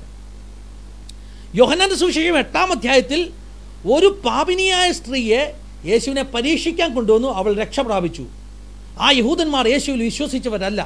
പക്ഷേ അതേ അധ്യായത്തിൽ ഒരു 2-3 പാരഗ്രാഫ് മുന്നോട്ട് കഴിയുമ്പോൾ ഒരു വാക്യം ഇങ്ങനെ എഴുതിയിരിക്കുന്നു, അവൻ തന്നിൽ വിശ്വസിച്ച യഹൂദന്മാരോട്. അപ്പോൾ ആ പാരഗ്രാഫിൻ്റെ ആദ്യം പറഞ്ഞത് ആരാണ്? തന്നിൽ വിശ്വസിക്കാത്ത യഹൂദന്മാരാണ്. ഇപ്പോൾ യേശുവിൽ വിശ്വസിച്ച യഹൂദന്മാരോട് യേശു ഒരു സ്റ്റേറ്റ്മെൻറ്റ് പറഞ്ഞു. പക്ഷേ ആ സ്റ്റേറ്റ്മെൻറ്റ് അവർക്ക് ഇഷ്ടപ്പെട്ടില്ല. അപ്പോൾ എൻ്റെ ചോദ്യം, എടാ യഹൂദന്മാർ യേശുവിൽ വിശ്വസിച്ചവരല്ലേ ഇവർ? അവിശ്വസിക്കാത്ത യഹൂദന്മാരോടാണോ ഇത് പറഞ്ഞത്? പരീക്ഷന്മാരോടാണോ? ശാസ്ത്രിമാരോടാണോ? പരീക്ഷിക്കാൻ വന്നവരോടാണോ? അല്ല. എന്നെ ആ വാക്യം അത്ഭുതപ്പെടുത്തി. യേശുവിനെ വിശ്വസിച്ച്, യേശുവേ നീ രക്ഷകനാ, നീ മസിഹയ എന്നൊക്കെ പറഞ്ഞ് യേശുവിൻ്റെ പിന്നാലെ കൂടിയിരിക്കുന്ന യഹൂദന്മാർ, അവരോട് 31-ാമത്തെ വാക്യം യോഹന്നാൻ 8:31, തന്നിൽ വിശ്വസിച്ച യഹൂദന്മാരോട് യേശു, എൻ്റെ വചനത്തിൽ നിലനിൽക്കുന്നു എങ്കിൽ നിങ്ങൾ വാസ്തവമായി എൻ്റെ ശിഷ്യന്മാരായി സത്യമറിയുകയും സത്യം നിങ്ങളെ സ്വതന്ത്രരാക്കുകയും ചെയ്യും. ഇവിടെ നോക്ക്, ഇവിടെ പ്രീ ഡെസ്റ്റിനേഷനെ അല്ലെങ്കിൽ പ്രീ ഡിറ്റർമിനേഷൻ എന്ന പദമാണ് ശരി, ഖണ്ഡിക്കുന്ന വാക്യമായി ഇത്. യേശുവിൽ വിശ്വസിച്ചവരാണ് ഇവർ. പക്ഷേ യേശു പറയുകയാണ്, നിങ്ങൾ നിലനിൽക്കണം, അത് നിങ്ങളുടെ ചോയ്സാണ്, നിങ്ങളുടെ തീരുമാനമാണ്. നിങ്ങൾ എൻ്റെ വചനത്തിൽ നിലനിന്നെങ്കിൽ മാത്രമേ എന്ത് ചെയ്യാൻ പറ്റത്തുള്ളൂ? നിങ്ങൾ സ്വതന്ത്രരാകത്തുള്ളൂ, അല്ലെങ്കിൽ നിത്യത പ്രാപിക്കത്തുള്ളൂ, അല്ലേ? യേശു പറഞ്ഞു, ഓക്കെ നിങ്ങൾ എലക്റ്റഡ് ലിസ്റ്റില്ല, നിങ്ങൾ ഇങ്ങനെ അങ്ങ് പോയാൽ മതി, ഇനിയും തലകുത്തി മറിഞ്ഞ് എന്ത് ചെയ്താലും നിങ്ങൾ സ്വർഗത്തിൽ പോകും. അങ്ങനെ യേശു പറഞ്ഞില്ല. They were already believing in Jesus, but Jesus kept a condition. What was the condition? You have to follow, you have to keep my commandments, അല്ലേ? നിങ്ങൾക്ക് എൻ്റെ കമാൻഡ്മെന്റ്സ്, എൻ്റെ വചനത്തെ നിങ്ങൾ പാലിക്കണം, എങ്കിൽ മാത്രമേ എന്ത് സംഭവിക്കത്തുള്ളൂ? നിങ്ങൾ സ്വതന്ത്രരാകത്തുള്ളൂ, അല്ലെങ്കിൽ എൻ്റെ ശിഷ്യരാകത്തുള്ളൂ. അടുത്ത വാക്യത്തിൽ പറയുന്നത് നിങ്ങൾ സ്വതന്ത്രരാകത്തുള്ളൂ. ഇത് ഇവർക്ക് ഇഷ്ടപ്പെട്ടില്ല. എൻ്റെ ചോദ്യം, യഹൂദന്മാർ യേശുവിൽ വിശ്വസിച്ചവർക്ക് ഇത് ഇഷ്ടപ്പെടേണ്ടതല്ലേ? പിന്നെ എന്താ ഇഷ്ടപ്പെടാത്തത്? ഇഷ്ടപ്പെടാത്തതിൻ്റെ കാരണം യേശുവിൻ്റെ ഈ വാക്ക് അവരുടെ ജാതീയമാകുന്ന ആ പ്രൈഡിനെ അറ്റാക്ക് ചെയ്തു. എന്താ ജാതീയ പ്രൈഡ്? യഹൂദനൊരു ചിന്തയുണ്ട്, ഞങ്ങൾ യഹൂദന്മാരാണ്, ഞങ്ങൾ ദൈവത്തിൻ്റെ ജനമാ, ഞങ്ങൾ അബ്രഹാമിൻ്റെ സന്തതിയാ. അടുത്ത നിമിഷം അവരെല്ലാം കൂടെ യേശുവിനോട് എന്ത് പറഞ്ഞെന്നറിയാമോ? ഞങ്ങൾ അബ്രഹാമിൻ്റെ സന്തതി, ഞങ്ങൾ ഇന്ന് വരെ ആർക്കും എന്ത് ചെയ്തിട്ടില്ല, ഒരുത്തിന്റെ കീഴിൽ ഞങ്ങൾ കീഴടങ്ങിയിട്ടില്ല. യേശുവിൽ വിശ്വസിക്കാത്തവരല്ല കേട്ടോ, യേശുവിൽ വിശ്വസിക്കുന്ന യഹൂദന്മാർ. ഇതിന്ന് മനസ്സിലാക്കേണ്ടതാ, യഹൂദൻ്റെ അകത്ത് ഇങ്ങനൊരു ജാതീയ പ്രൈഡുണ്ട്. ആ ജാതീയ പ്രൈഡ് എന്താ? വിശ്വാസികളായ യഹൂദന്മാർ ഞങ്ങൾ സ്പെഷ്യലാണെന്നുള്ളൊരു പ്രൈഡ്. ഞങ്ങൾ അബ്രഹാമിൻ്റെ മക്കളാണ്, ഞങ്ങൾ വിജാതീയരായ വിശ്വാസത്തിൽ വന്നവരെ പോലെ അല്ല, അങ്ങനെയൊക്കെ ഒരു പ്രൈഡ്. ഈ പ്രൈഡുള്ള യഹൂദന്മാരുടെ പ്രൈഡ് എന്ന പദം അറിയത്തില്ലേ? അവരുടെ അഹംഭാവം, അവരുടെ അഹങ്കാരം, അല്ലേ? അതിനെ ഉടച്ചുകൊണ്ടാണ് പൗലോസ് സംസാരിക്കുന്നത്. എന്താ പൗലോസ് സംസാരിക്കുന്നതെന്ന് അറിയാമോ? റോമാലേഖനം 3:4-ാം അധ്യായം 25 വരെയുള്ള വാക്യങ്ങളൊക്കെ സമയം പോലെ വായിച്ചു നോക്കുക. റോമാലേഖനം 3:1 മുതൽ 4:25 വരെയുള്ള വാക്യങ്ങളൊക്കെ ഒന്ന് സമയം പോലെ ആ 2 അധ്യായം ഒന്ന് വായിച്ചു നോക്കുക. അവിടെ പറയുന്നത്, യഹൂദൻ ഒരു വിശേഷതയുമില്ല, എത്നിക് ബാക്ക്ഗ്രൗണ്ട് അല്ല നിന്റെ രക്ഷയ്ക്ക് കാരണം. നീ അബ്രഹാമിൻ്റെ സന്തതി ആയതുകൊണ്ട് നീ രക്ഷിക്കപ്പെടത്തില്ല.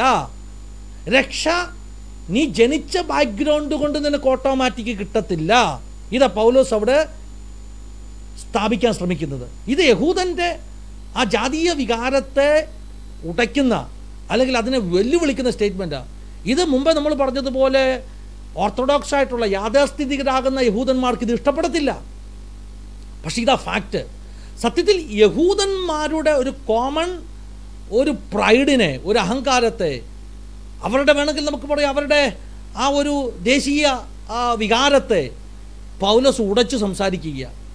അതുകൊണ്ട് തന്നെ റോമാലേഖനം 9-ാം അധ്യായം സ്റ്റെഫി ഇപ്പം വായിച്ച വാക്യമില്ലേ 10-ാം വാക്യം, അതിനകത്ത് പൗലോസ് ഒരു പ്രത്യേക പദപ്രയോഗം എഴുതി. എന്താ പ്രത്യേക പദപ്രയോഗം എന്നറിയാമോ?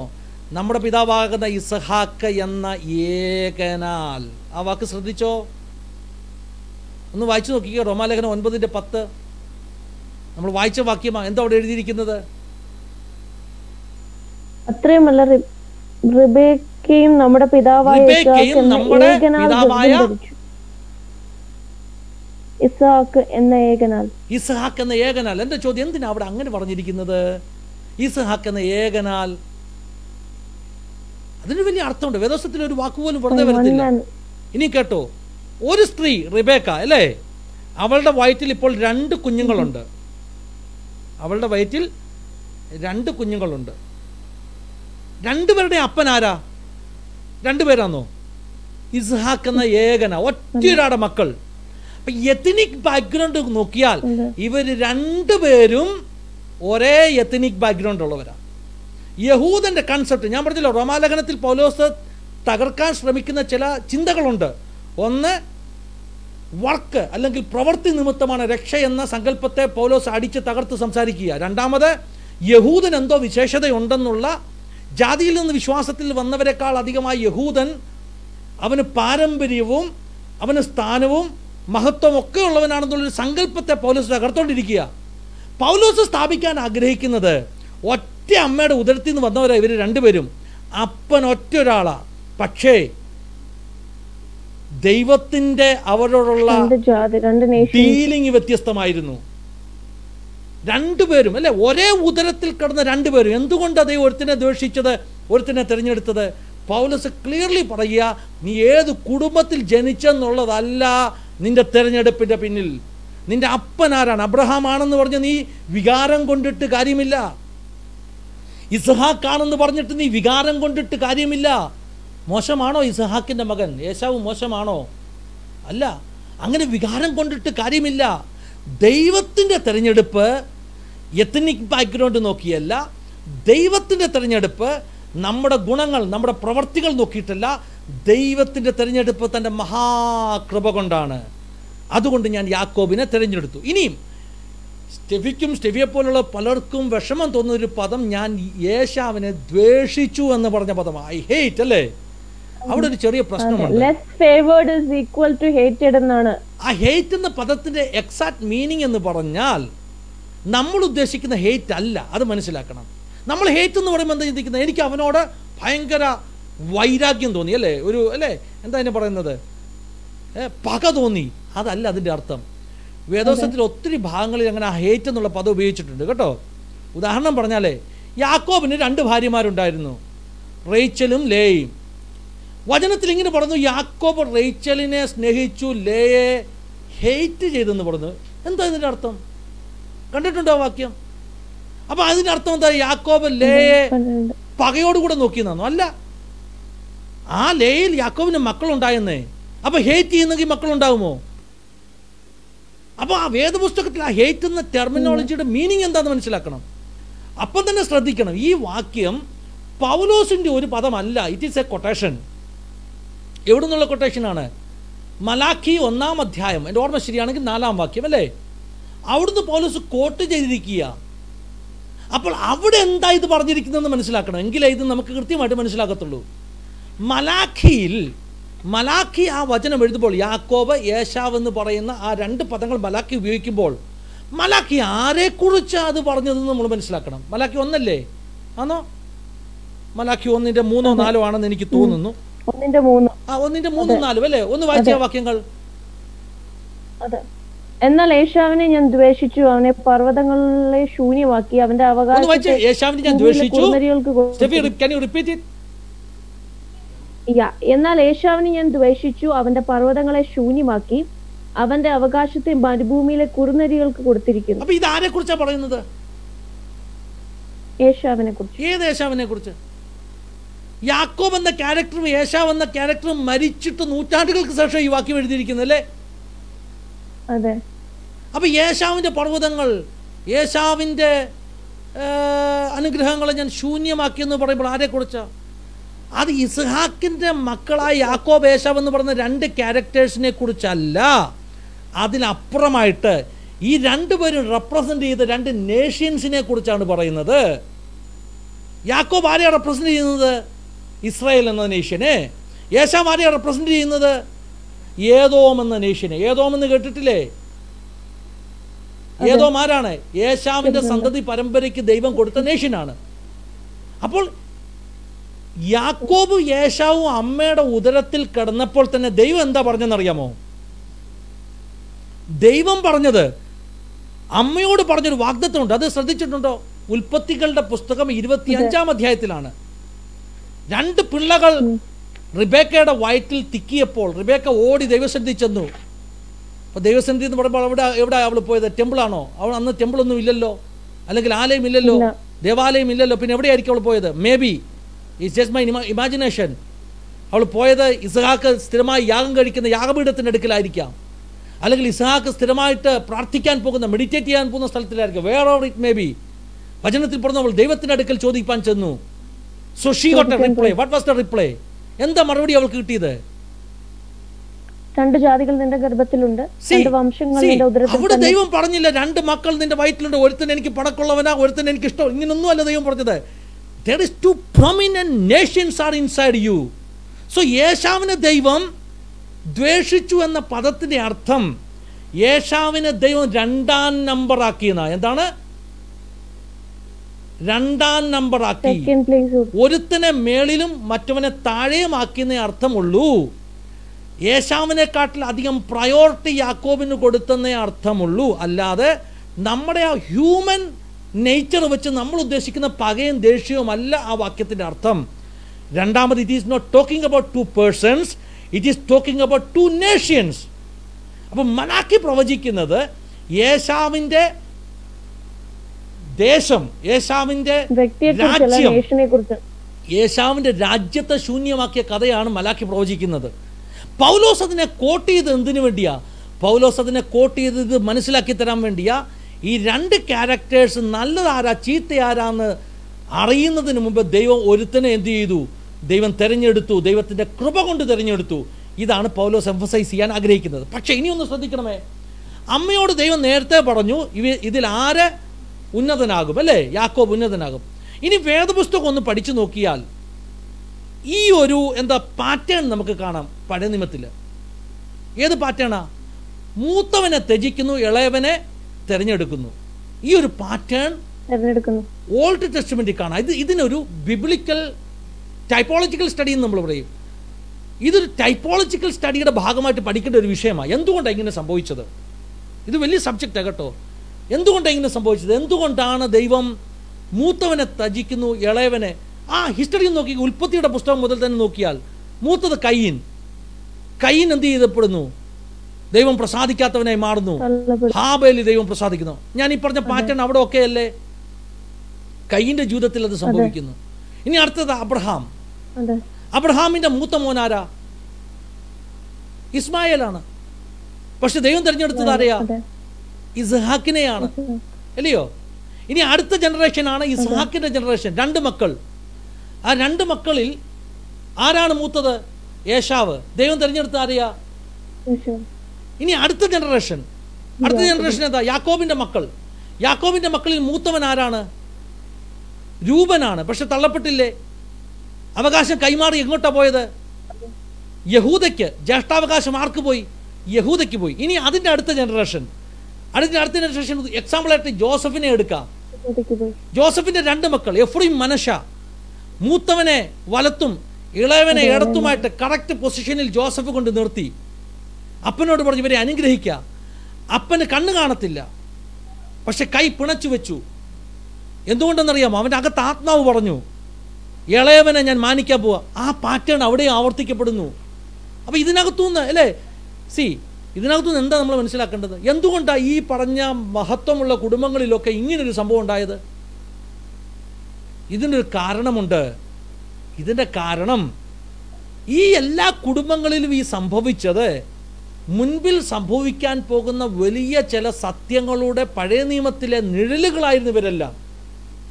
ടൈപ്പോളജിക്കൽ സ്റ്റഡി എന്ന് അതിനെ പറയുന്നത്, നിഴൽ പൊരുൾ തിരിച്ചുള്ള സ്റ്റഡി, പഠനം.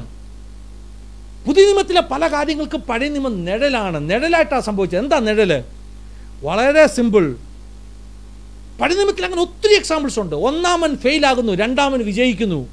ഒത്തിരി എക്സാമ്പിൾസ് ഉണ്ട്. മോശ ഒന്നാമനായിരുന്നു. ജനത്തെ കനാനി കൊണ്ടുവരാൻ വേണ്ടി കൊണ്ടിറക്കിയവനെ മോശ, ഫെയിലായി. രണ്ടാമത് വന്ന നേതാവാണ് ജോഷുവ, അവൻ വിജയിച്ചു. അനദർ എക്സാമ്പിൾ, ഏലിയാവ് എലീശ. ഈ ജോഡി എവിടെയുമുണ്ട്, ഈ പാറ്റേൺ എവിടെയുമുണ്ട്. ഏലിയാവിന് ചില ജോലി ചെയ്തു തീർക്കാൻ പറ്റിയില്ല. അവൻ ചെയ്യേണ്ട ജോലി ഫിനിഷ് ചെയ്യാൻ ഏലീശയെ ഇരട്ടി അഭിഷേകത്തോട് കൂടെ തിരഞ്ഞെടുത്തു. സോ ഈ കേസുകളിലൊക്കെ നമുക്ക് എന്താ മനസ്സിലാക്കാൻ സംഭവിക്കുന്നതെന്ന് അറിയാമോ? ഒന്നാമൻ ഫെയിലാകുന്നു, രണ്ടാമൻ വിജയിക്കുന്നു. ഇത് ദൈവത്തിൻ്റെ രക്ഷാകരമാകുന്ന പദ്ധതി, ദൈവത്തിൻ്റെ സാൽവേഷൻ പ്ലാനിൻ്റെ വെളിപ്പെടുത്തലാണ്. ഒന്നാമൻ ആരാണ്? ഒന്നാമൻ പഴയ നിയമം, അവൻ ഫെയിലാകുന്നു. രണ്ടാമൻ ആരാണ്? രണ്ടാമൻ യേശു, അവൻ വിജയിക്കുന്നു. ഇതാണ് ടൈപ്പോളജി. ഇസ്രായേലിലെ രാജാക്കന്മാർ, ഒന്നാമൻ ആരായിരുന്നു? ശൗൽ, ഫെയിലായി. രണ്ടാമൻ ആരാണ്? ദാവീദ്, അവൻ വിജയിച്ചു. അതുകൊണ്ടാണ് യേശുവിനെ ദാവീദിന്റെ സന്താനം അല്ലെങ്കിൽ ദാവീദിന്റെ സന്തതി എന്ന് വിളിക്കുന്നത്, അല്ലേ? അപ്പൊ നമുക്കറിയത്തില്ലേ, മുമ്പിലത്തെ ചോദ്യം, ഈ ശൗല് ഫെയിലാവുന്ന ദൈവത്തിന് അറിയാമോ? പ്രീ ഡെസ്റ്റിനേഷൻ അറിയാം. ശൗലിനെ സിംഹാസനത്തിൽ ഇരുത്തുന്നതിന് മുമ്പ് തന്നെ ദൈവത്തിന് അറിയാം ഇവൻ ഫെയിൽ ആവുന്നുള്ളത്. പിന്നെ എന്തിനാ ഇരുത്തിയത്? അതാണ് പ്രീ ഡിറ്റർമിൻ ചെയ്തിട്ടില്ലെന്ന് പറയുന്നത്. ദൈവത്തിന് അറിയാം, ദൈവം ആയതുകൊണ്ട് അറിയാം ഇവൻ എന്ത് ചെയ്യും. ഇത് ദൈവത്തിനറിയാം. ഏദൻ തോട്ടത്തിൽ ഈ പഴം നട്ടാൽ എന്ത് സംഭവിക്കും ദൈവത്തിന് അറിയാം. പിന്നെ എന്തിനാ നട്ടുവെച്ചത്? ദൈവം അതുമാത്രമല്ല ചെയ്തത്, ദൈവം ഇത് തിന്നു കഴിയുമ്പോൾ സൊല്യൂഷൻ എന്താണ് അതും ദൈവം നേരത്തെ പ്ലാൻ ചെയ്തു. അതുകൊണ്ടാണ് വെളിപ്പാട് പുസ്തകത്തിൽ പറയുന്നത്, ലോകസ്ഥാപനത്തിന് മുമ്പേ അറക്കപ്പെട്ട കുഞ്ഞാട്. അപ്പോൾ മനസ്സിലാക്കേണ്ടത് ദൈവത്തിൻ്റെ പ്രീ ഡെസ്റ്റിനേഷൻ, മുൻ അറിവെന്ന് വിളിക്കുക, പ്രീ ഡിറ്റർമിനേഷൻ അല്ല. ദൈവത്തിൻ്റെ മുൻ അറിവിൽ ദൈവത്തിനറിയാം മനുഷ്യൻ പാപം ചെയ്യുമെന്ന്. പാപം ചെയ്താൽ സൊല്യൂഷൻ എന്താണ്? പുത്രൻ തമ്പുരാൻ, അല്ലേ? ലോകസ്ഥാപനത്തിന് മുമ്പേ തന്നെ പുത്രൻ തമ്പുരാൻ ആ കുഞ്ഞാട് പറഞ്ഞു, അപ്പ ഞാൻ അവന് വേണ്ടി അറക്കപ്പെടാൻ തയ്യാറാണ്. അപ്പോൾ ലോകസ്ഥാപനത്തിന് മുമ്പേ യേശു അറക്കപ്പെട്ടെന്നാ. അപ്പോൾ ദൈവം നമ്മെ പ്രീ ഡെസ്റ്റൈൻ ചെയ്യുക മാത്രമല്ല, നമ്മുടെ രക്ഷയ്ക്ക് വേണ്ടിയുള്ള പദ്ധതിയും ദൈവം പ്രീ ഡെസ്റ്റൈൻ ചെയ്തിരിക്കുക. മനസ്സിലായോ? അപ്പോൾ പാപം സംഭവിക്കുന്നിടത്ത് പാപത്തെ അവോയ്ഡ് ചെയ്യുക മാത്രമല്ല, പാപം സംഭവിച്ചാൽ അതിൻ്റെ റിഡംഷൻ പ്ലാനും ദൈവം നേരത്തെ ഒരുക്കി വെച്ചിരിക്കുക. അപ്പോൾ ലോകസ്ഥാപനത്തിന് മുമ്പേ ദൈവത്തിൻ്റെ പദ്ധതി ഒരുക്കി വെച്ചിരിക്കുക. ആ പദ്ധതിയെയാണ് ആളുകൾ റിജക്റ്റ് ചെയ്യുന്നത്. ഇനിയൊന്ന് ശ്രദ്ധിച്ചോണേ, ഞാൻ പറഞ്ഞല്ലോ, യാക്കോബ് യേശാവ് രണ്ട് ക്യാരക്ടേഴ്സ് ഒരേ അമ്മയുടെ ഉദരത്തിൽ നിന്ന് വരുന്നു. ദൈവം പറഞ്ഞു ഇവൻ ഒരുത്തൻ എന്ത് ചെയ്യും, വലിയവനാകും. അതുകൊണ്ടല്ല യേശാവ് ത്യജിക്കപ്പെട്ടത്. ഇത് നമ്മൾ മനസ്സിലാക്കണം. യാക്കോബ് ഉപായിയായിരുന്നു, പക്ഷെ ആ ഉപായ സ്വഭാവം കൊണ്ടൊന്നുമല്ല അവൻ അനുഗ്രഹം പ്രാപിച്ചതും. അടിസ്ഥാനപരമായി യേശാവിൻ്റെ നേച്ചറാണ് അവൻ്റെ തകർച്ചയ്ക്ക് കാരണമായി തീർന്നത്. നമുക്ക് പലപ്പോഴും യേശാവ് എന്ന ക്യാരക്ടറിനെ ഉൽപ്പത്തിയുടെ പുസ്തകത്തിലൊക്കെ വായിക്കുമ്പോൾ സങ്കടം തോന്നി. എനിക്ക് സങ്കടം തോന്നിയിട്ടുണ്ട്. അവൻ എത്ര സത്യസന്ധനായിരുന്നു, അല്ലേ? അപ്പം പറഞ്ഞ് വേട്ടയിറച്ചി കൊണ്ടുവരുന്ന അവൻ നമ്മുടെ പിള്ളേരുടെ ഭാഷയിൽ പറഞ്ഞാൽ ഒരു ഉടായ്പും കാണിക്കാതെ നേരെ പോയി കാട്ടിപ്പോയി എന്തിൻ്റെയോ മൃഗത്തിൻ്റെയോ ഒക്കെ പുറകെ ഓടി അവസാനം ഒരെണ്ണത്തെ കിട്ടി, അതിനെ പിടിച്ച് കറി വെച്ച് വന്നപ്പോഴത്തേക്ക് വേറെ അനുഗ്രഹം പോയി കഴിഞ്ഞു. എന്നിട്ട് വന്നൊരു കരച്ചിൽ. ഞാൻ ഇത് വായിച്ചപ്പോ എനിക്കും തോന്നിയ സെയിം ഇതാണ്. കാരണം ഒരു ഊണിന് ജ്യേഷ്ഠാവകാശം വിറ്റു കളഞ്ഞു എന്ന് പറഞ്ഞ് ബൈബിളിൽ അത് പറയുന്നുണ്ട്. ജ്യേഷ്ഠാവകാശം വിറ്റു എന്ന് പറഞ്ഞാൽ അതൊരു വലിയ പാപമായിട്ട് പറയുമ്പോൾ, എന്നാ യാക്കോബാണ് ശരിക്കും അത് വിൽക്കാനായിട്ട് അവന്റെ ഫേവറേറ്റ് ഉപായം കണ്ടുപിടിച്ചത്. അവിടെയാണ് നിന്റെ തെറ്റിദ്ധാരണ. ഇവിടെ ഒരു വലിയ പ്രശ്നമുണ്ട്. എന്താ പ്രശ്നം എന്നറിയാമോ? യാക്കോബാണ് ജ്യേഷ്ഠാവകാശം ലഭിക്കേണ്ടതെന്നുള്ളത് ആ കുടുംബത്തിൽ ഈ പിള്ളേരുടെ ജനനത്തിന് മുമ്പ് തന്നെ എല്ലാവർക്കും അറിയാമോ? ആർക്കറിയാം? അമ്മയ്ക്കറിയാം, അല്ലേ? അമ്മ ഒന്ന് അപ്പനോട് പറഞ്ഞിട്ടുണ്ടോ 100% പറഞ്ഞിട്ടുണ്ട്. അതുകൊണ്ടാണ് വേദപുസ്തകത്തിൽ അത് എഴുതിയത്. അമ്മയ്ക്ക് അത് രഹസ്യമല്ലായിരുന്നു. അപ്പോൾ ആ കുടുംബത്തിനറിയാം ദൈവത്തിൻ്റെ പദ്ധതി എന്താണെന്ന് ഇസഹാക്കിനറിയാം. ആക്ച്വലി ഇസഹാക്ക് എന്താ ചെയ്തെന്നറിയാമോ? ദൈവത്തിൻ്റെ പദ്ധതിക്ക് വിരുദ്ധമായിട്ടാണ് പോയിക്കൊണ്ടിരിക്കുന്നത്. എന്തുകൊണ്ട്? ഇസഹാക്കിൻ്റെ ചിന്ത, എടാ നാട്ടുനടപ്പുണ്ട്. നാട്ടുനടപ്പ് എന്താണെന്നറിയാമോ? മൂത്ത മകന് ജ്യേഷ്ഠാവകാശം കൊടുക്കണം. ഇത് നാട്ടുനടപ്പാണ്. പക്ഷെ ദൈവം ഇപ്പം പറഞ്ഞിരിക്കുന്നത് നാട്ടുനടപ്പിനെതിരായിട്ട്. അപ്പോൾ ഇസഹാക്കിനൊരു ചിന്ത, അങ്ങനെ ചെയ്യുന്നത് ശരിയാണോ? നാട്ടുനടപ്പല്ല നടക്കേണ്ടത്. അപ്പം നാട്ടുനടപ്പിനനുസരിച്ച് ഞാൻ ചെയ്യാമെന്നാണ് ഇസഹാക്ക് പ്ലാൻ ചെയ്തത്. പക്ഷെ അമ്മ എന്താ ചെയ്തത്? നമ്മൾ പറയും അമ്മ സൂത്രക്കാരിയായിരുന്നു. അല്ല, അമ്മയ്ക്കറിയാം ഇത് തെറ്റാ, ഈ അപ്പൻ ചെയ്യാൻ പോകുന്നത് തെറ്റാ. എന്ത് തെറ്റാ ചെയ്യാൻ പോകുന്നത്? അപ്പൻ തെറ്റ് ദൈവം പറഞ്ഞ പദ്ധതിക്ക് വിരുദ്ധമായിട്ടാണ് ഇപ്പോൾ അവൻ്റെ തലേ കൈവെക്കാൻ പോകുന്നത്. ഏശാവിന് തലകുത്തി നിന്നാലും ഏശാവിന് അന്ന് വേട്ടമൃഗം കിട്ടത്തില്ലായിരുന്നു. എന്തുകൊണ്ടാണ്? അത് ദൈവത്തിൻ്റെ പദ്ധതിയല്ല.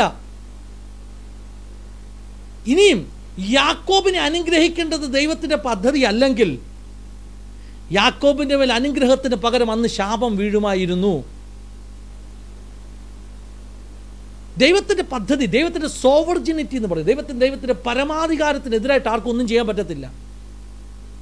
അവിടെയാണ് പ്രീ ഡെസ്റ്റിനേഷൻ്റെ മറ്റൊരു കാര്യം നമ്മൾ മനസ്സിലാക്കേണ്ടത്. ദൈവത്തിൻ്റെ പരമാധികാരമാണ്, അതിന് വിരുദ്ധമായിട്ട് ചെയ്യാൻ പറ്റത്തില്ല. യാക്കോബ് തലകുത്തി നിന്നാലും അനുഗ്രഹം കിട്ടത്തില്ല.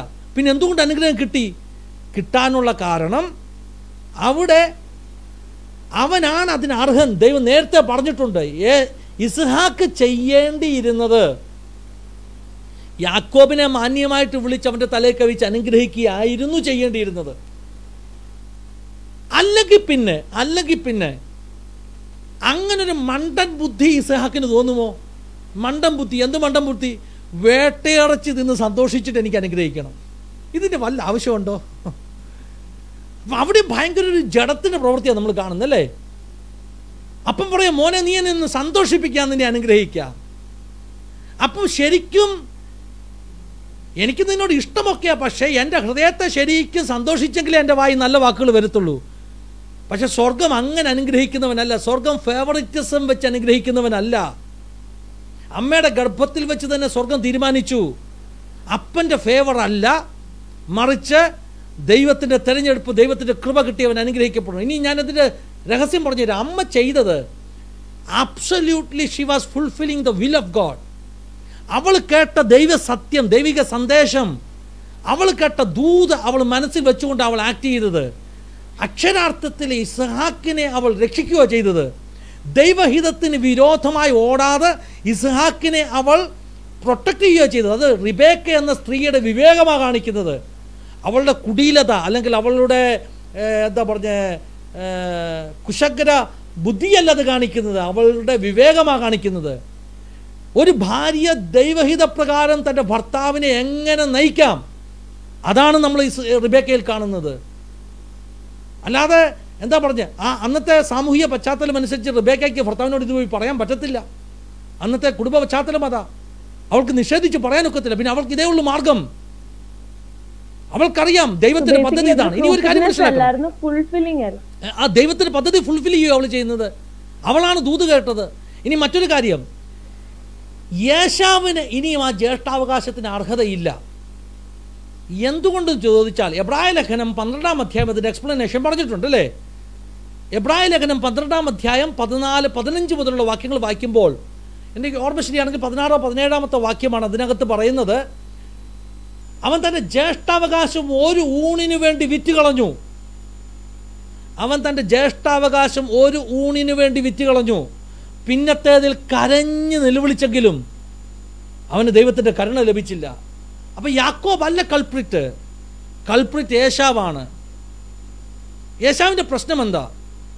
ഏശാവിൻ്റെ പ്രശ്നം നിസ്സാര കാര്യങ്ങൾക്ക് വേണ്ടി വലിയ അനുഗ്രഹങ്ങളെ അവൻ വിറ്റുകളയുന്നവനാണ്.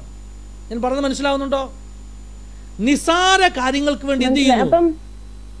ഇപ്പം ഈ ഒരു ജ്യേഷ്ഠാവകാശം വിറ്റില്ലായിരുന്നെങ്കിൽ ഫുൾഫിൽ ആവുമായിരുന്നോ?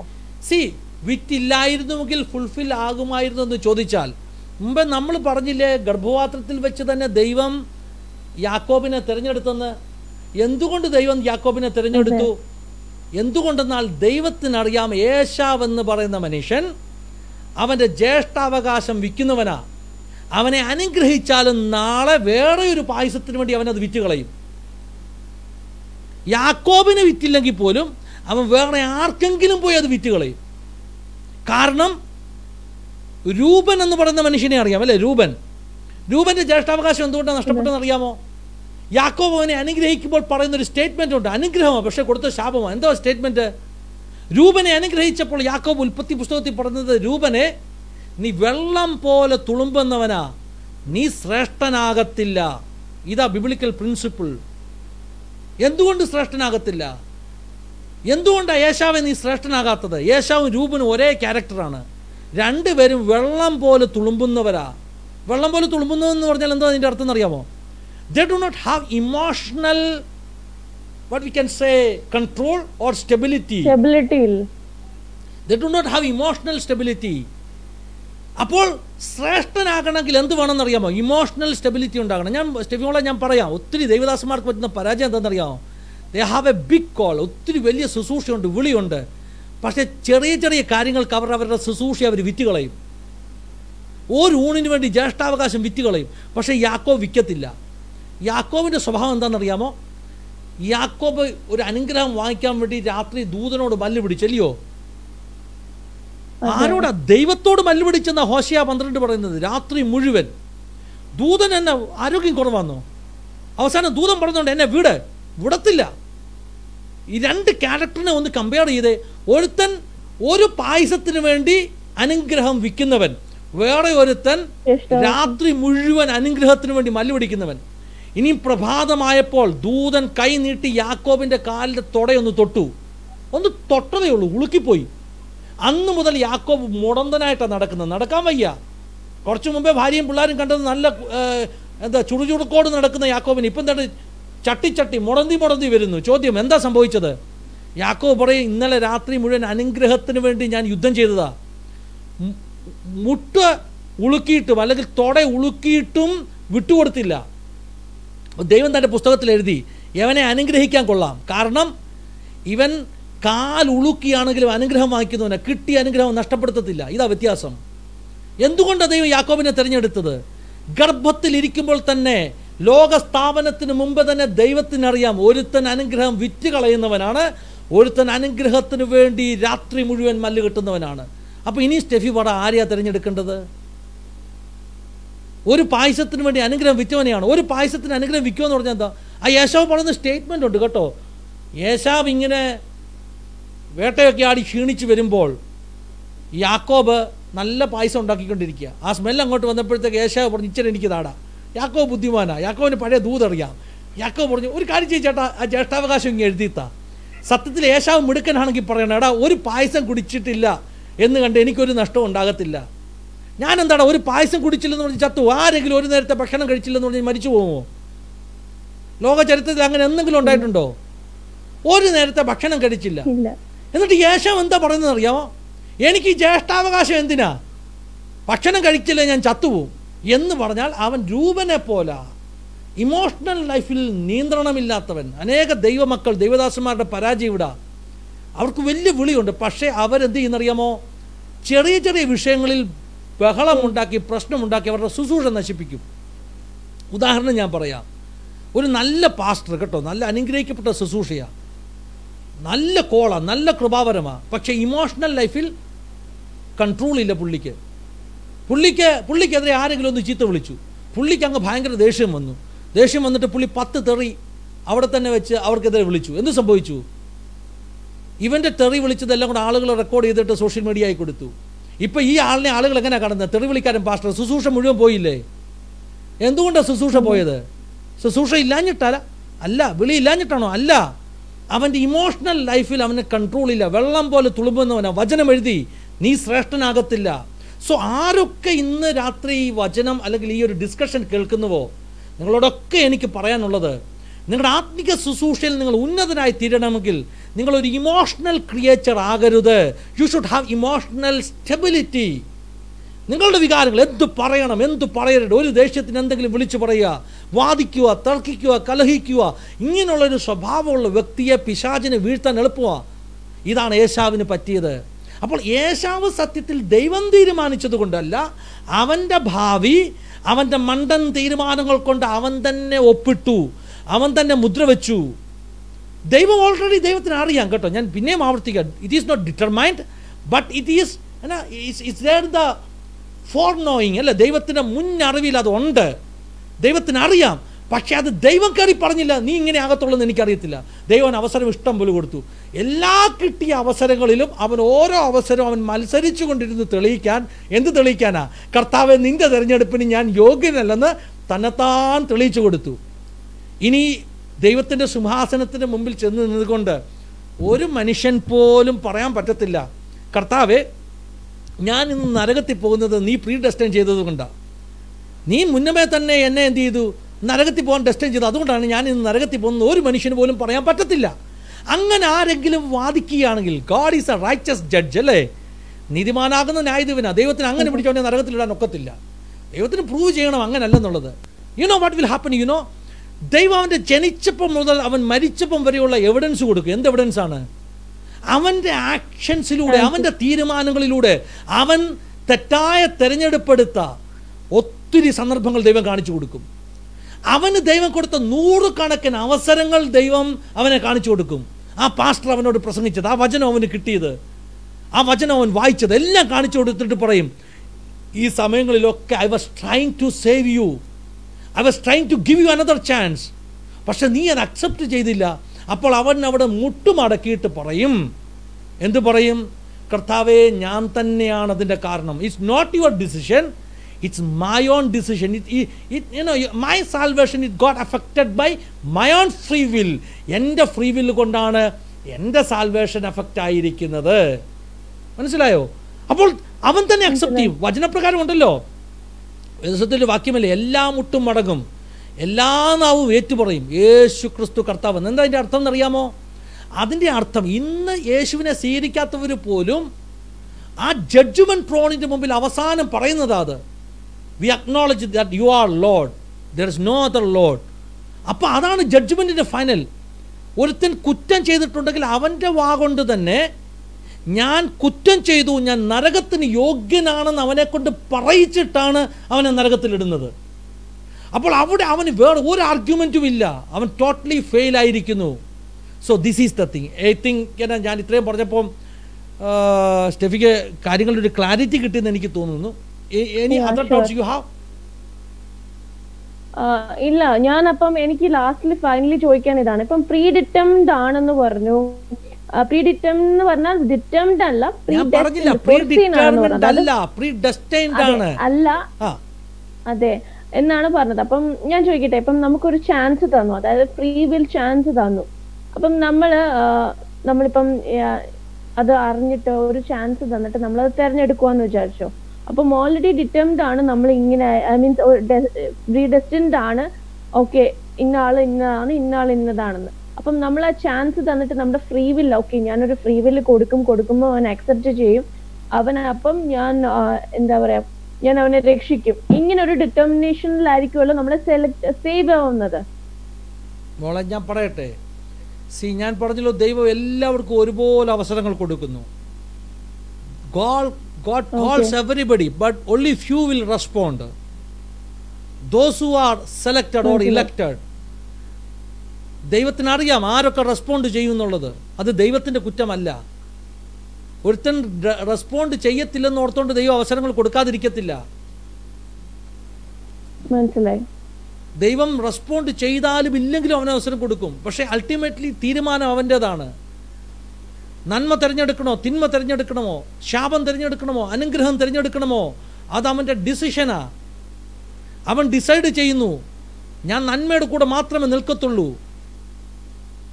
അങ്ങനെ ഡിസൈഡ് ചെയ്ത വ്യക്തിയെ ദൈവത്തിന് പോലും വെളിയിലടക്കാൻ പറ്റത്തില്ല. അതാ വചനം പറഞ്ഞത്, ഹീബ്രു ചാപ്റ്റർ 6 എന്താ പറയുന്നത്?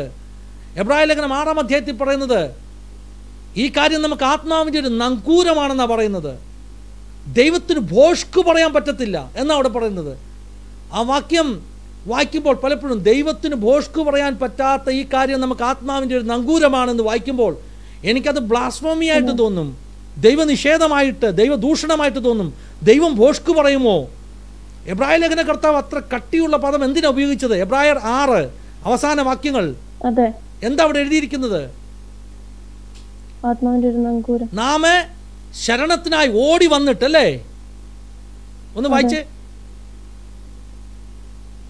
ദൈവം അബ്രാമിനോട് വാഗ്ദത്തം ചെയ്തപ്പോൾ തന്നേക്കാൾ വലിയവനെ കൊണ്ട് എബ്രായ ലേഖനം 6-ാം അധ്യായത്തിന്റെ അവസാനത്തെ വാക്യങ്ങളാ. ഹീബ്രു ചാപ്റ്റർ 6 അവസാനത്തെ വാക്യങ്ങളാ. അതെ, 13 മുതൽ ഉള്ള വാക്യം ഞാൻ വായിച്ചത്. ഓക്കെ, അങ്ങനെ നമ്മുടെ മുൻപിൽ വെച്ചിട്ടുള്ള പ്രത്യാശ പിടിച്ചുകൊള്ളുവാൻ ശരണത്തിനായി ഓടി വന്ന് നാം മാറിപ്പോകാതെയും നാം ശരണത്തിനായി ഓടി വന്നു. ഒരു നിമിഷം, ആരുടെ അടുക്കലാണ് നാം ശരണത്തിനായി ഓടി വന്നത്? യേശുവിന്റെ അടുക്കൽ അല്ലേ? കർത്താവേ, എന്നെ രക്ഷിക്കണം, ഞാൻ നിന്നിൽ വിശ്വസിക്കുന്നു, എനിക്ക് നിത്യത വേണം, എനിക്ക് നന്മ മതി എന്ന് ഞാൻ ഡിസൈഡ് ചെയ്തു. ഫിന്നി പറയുകയാണ്, എനിക്ക് നരകം വേണ്ടാന്ന്, എനിക്ക് സ്വർഗം മതി, എനിക്ക് യേശുവിനെ മതി. അത് മാറ്റർ അല്ല ദൈവം എന്താ ഡിസൈഡ് ചെയ്തെന്നുള്ളത്. ദൈവത്തിന്റെ predestination, I am not bothering about the predestination of God. I do not know what exactly God have. I do not want to say decided, but God have that knowledge in his heart. ദൈവത്തിന്റെ ഹൃദയത്തിൽ എന്താ പദ്ധതി എന്ന് എനിക്കറിയത്തില്ല, എനിക്കതിനെക്കുറിച്ച് bother ചെയ്യേണ്ട, കാരണം എന്നോടത് പറഞ്ഞിട്ടില്ല. പക്ഷെ എന്നോട് ദൈവം പറഞ്ഞു, നീ എന്നെ വിശ്വസിച്ചാൽ ഞാൻ നിന്നെ രക്ഷിക്കാമെന്ന്. ഞാനത് കേട്ടു. ഞാൻ പറഞ്ഞു, കർത്താവ്, ഞാൻ നിന്നെ വിശ്വസിക്കാം. ഞാൻ ചൂസ് ചെയ്തു.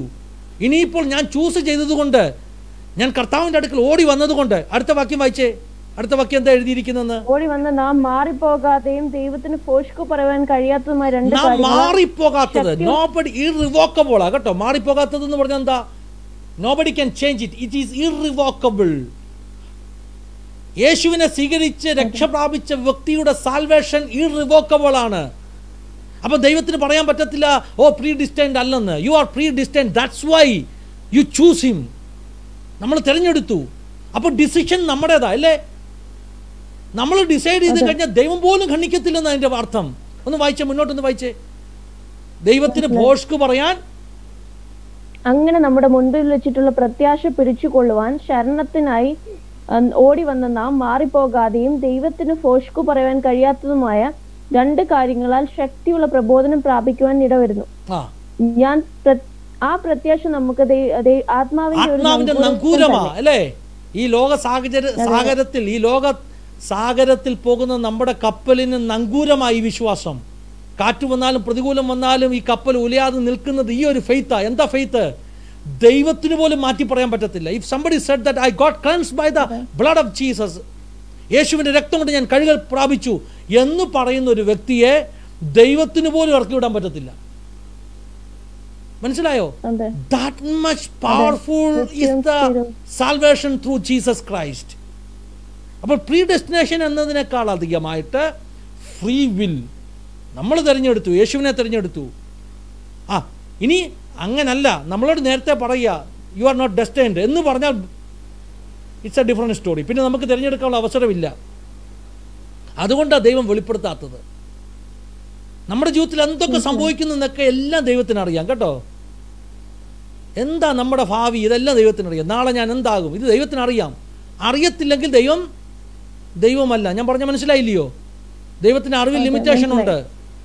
ദൈവമായതുകൊണ്ട് ദൈവത്തിന് അറിയാം. പക്ഷേ ദൈവം അത് എന്നോട് നേരത്തെ പറയത്തില്ല. എനിക്ക് ഒത്തിരി ആഗ്രഹമുണ്ട് 10 വർഷം കഴിയുമ്പോൾ എൻ്റെ മിനിസ്ട്രി എന്താകും, എൻ്റെ പൊസിഷൻ എന്താകും എന്നറിയാൻ. ഞാൻ എത്ര കരഞ്ഞ് പ്രാർത്ഥിച്ചാലും ദൈവം പറയും, മോനെ എല്ലാം ഞാൻ വെളിപ്പെടുത്തത്തില്ല. അങ്ങനെ വെളിപ്പെടുത്തി കഴിഞ്ഞാലേ പിന്നെ നമുക്ക് ജീവിക്കാനുള്ള സുഖം എന്താ?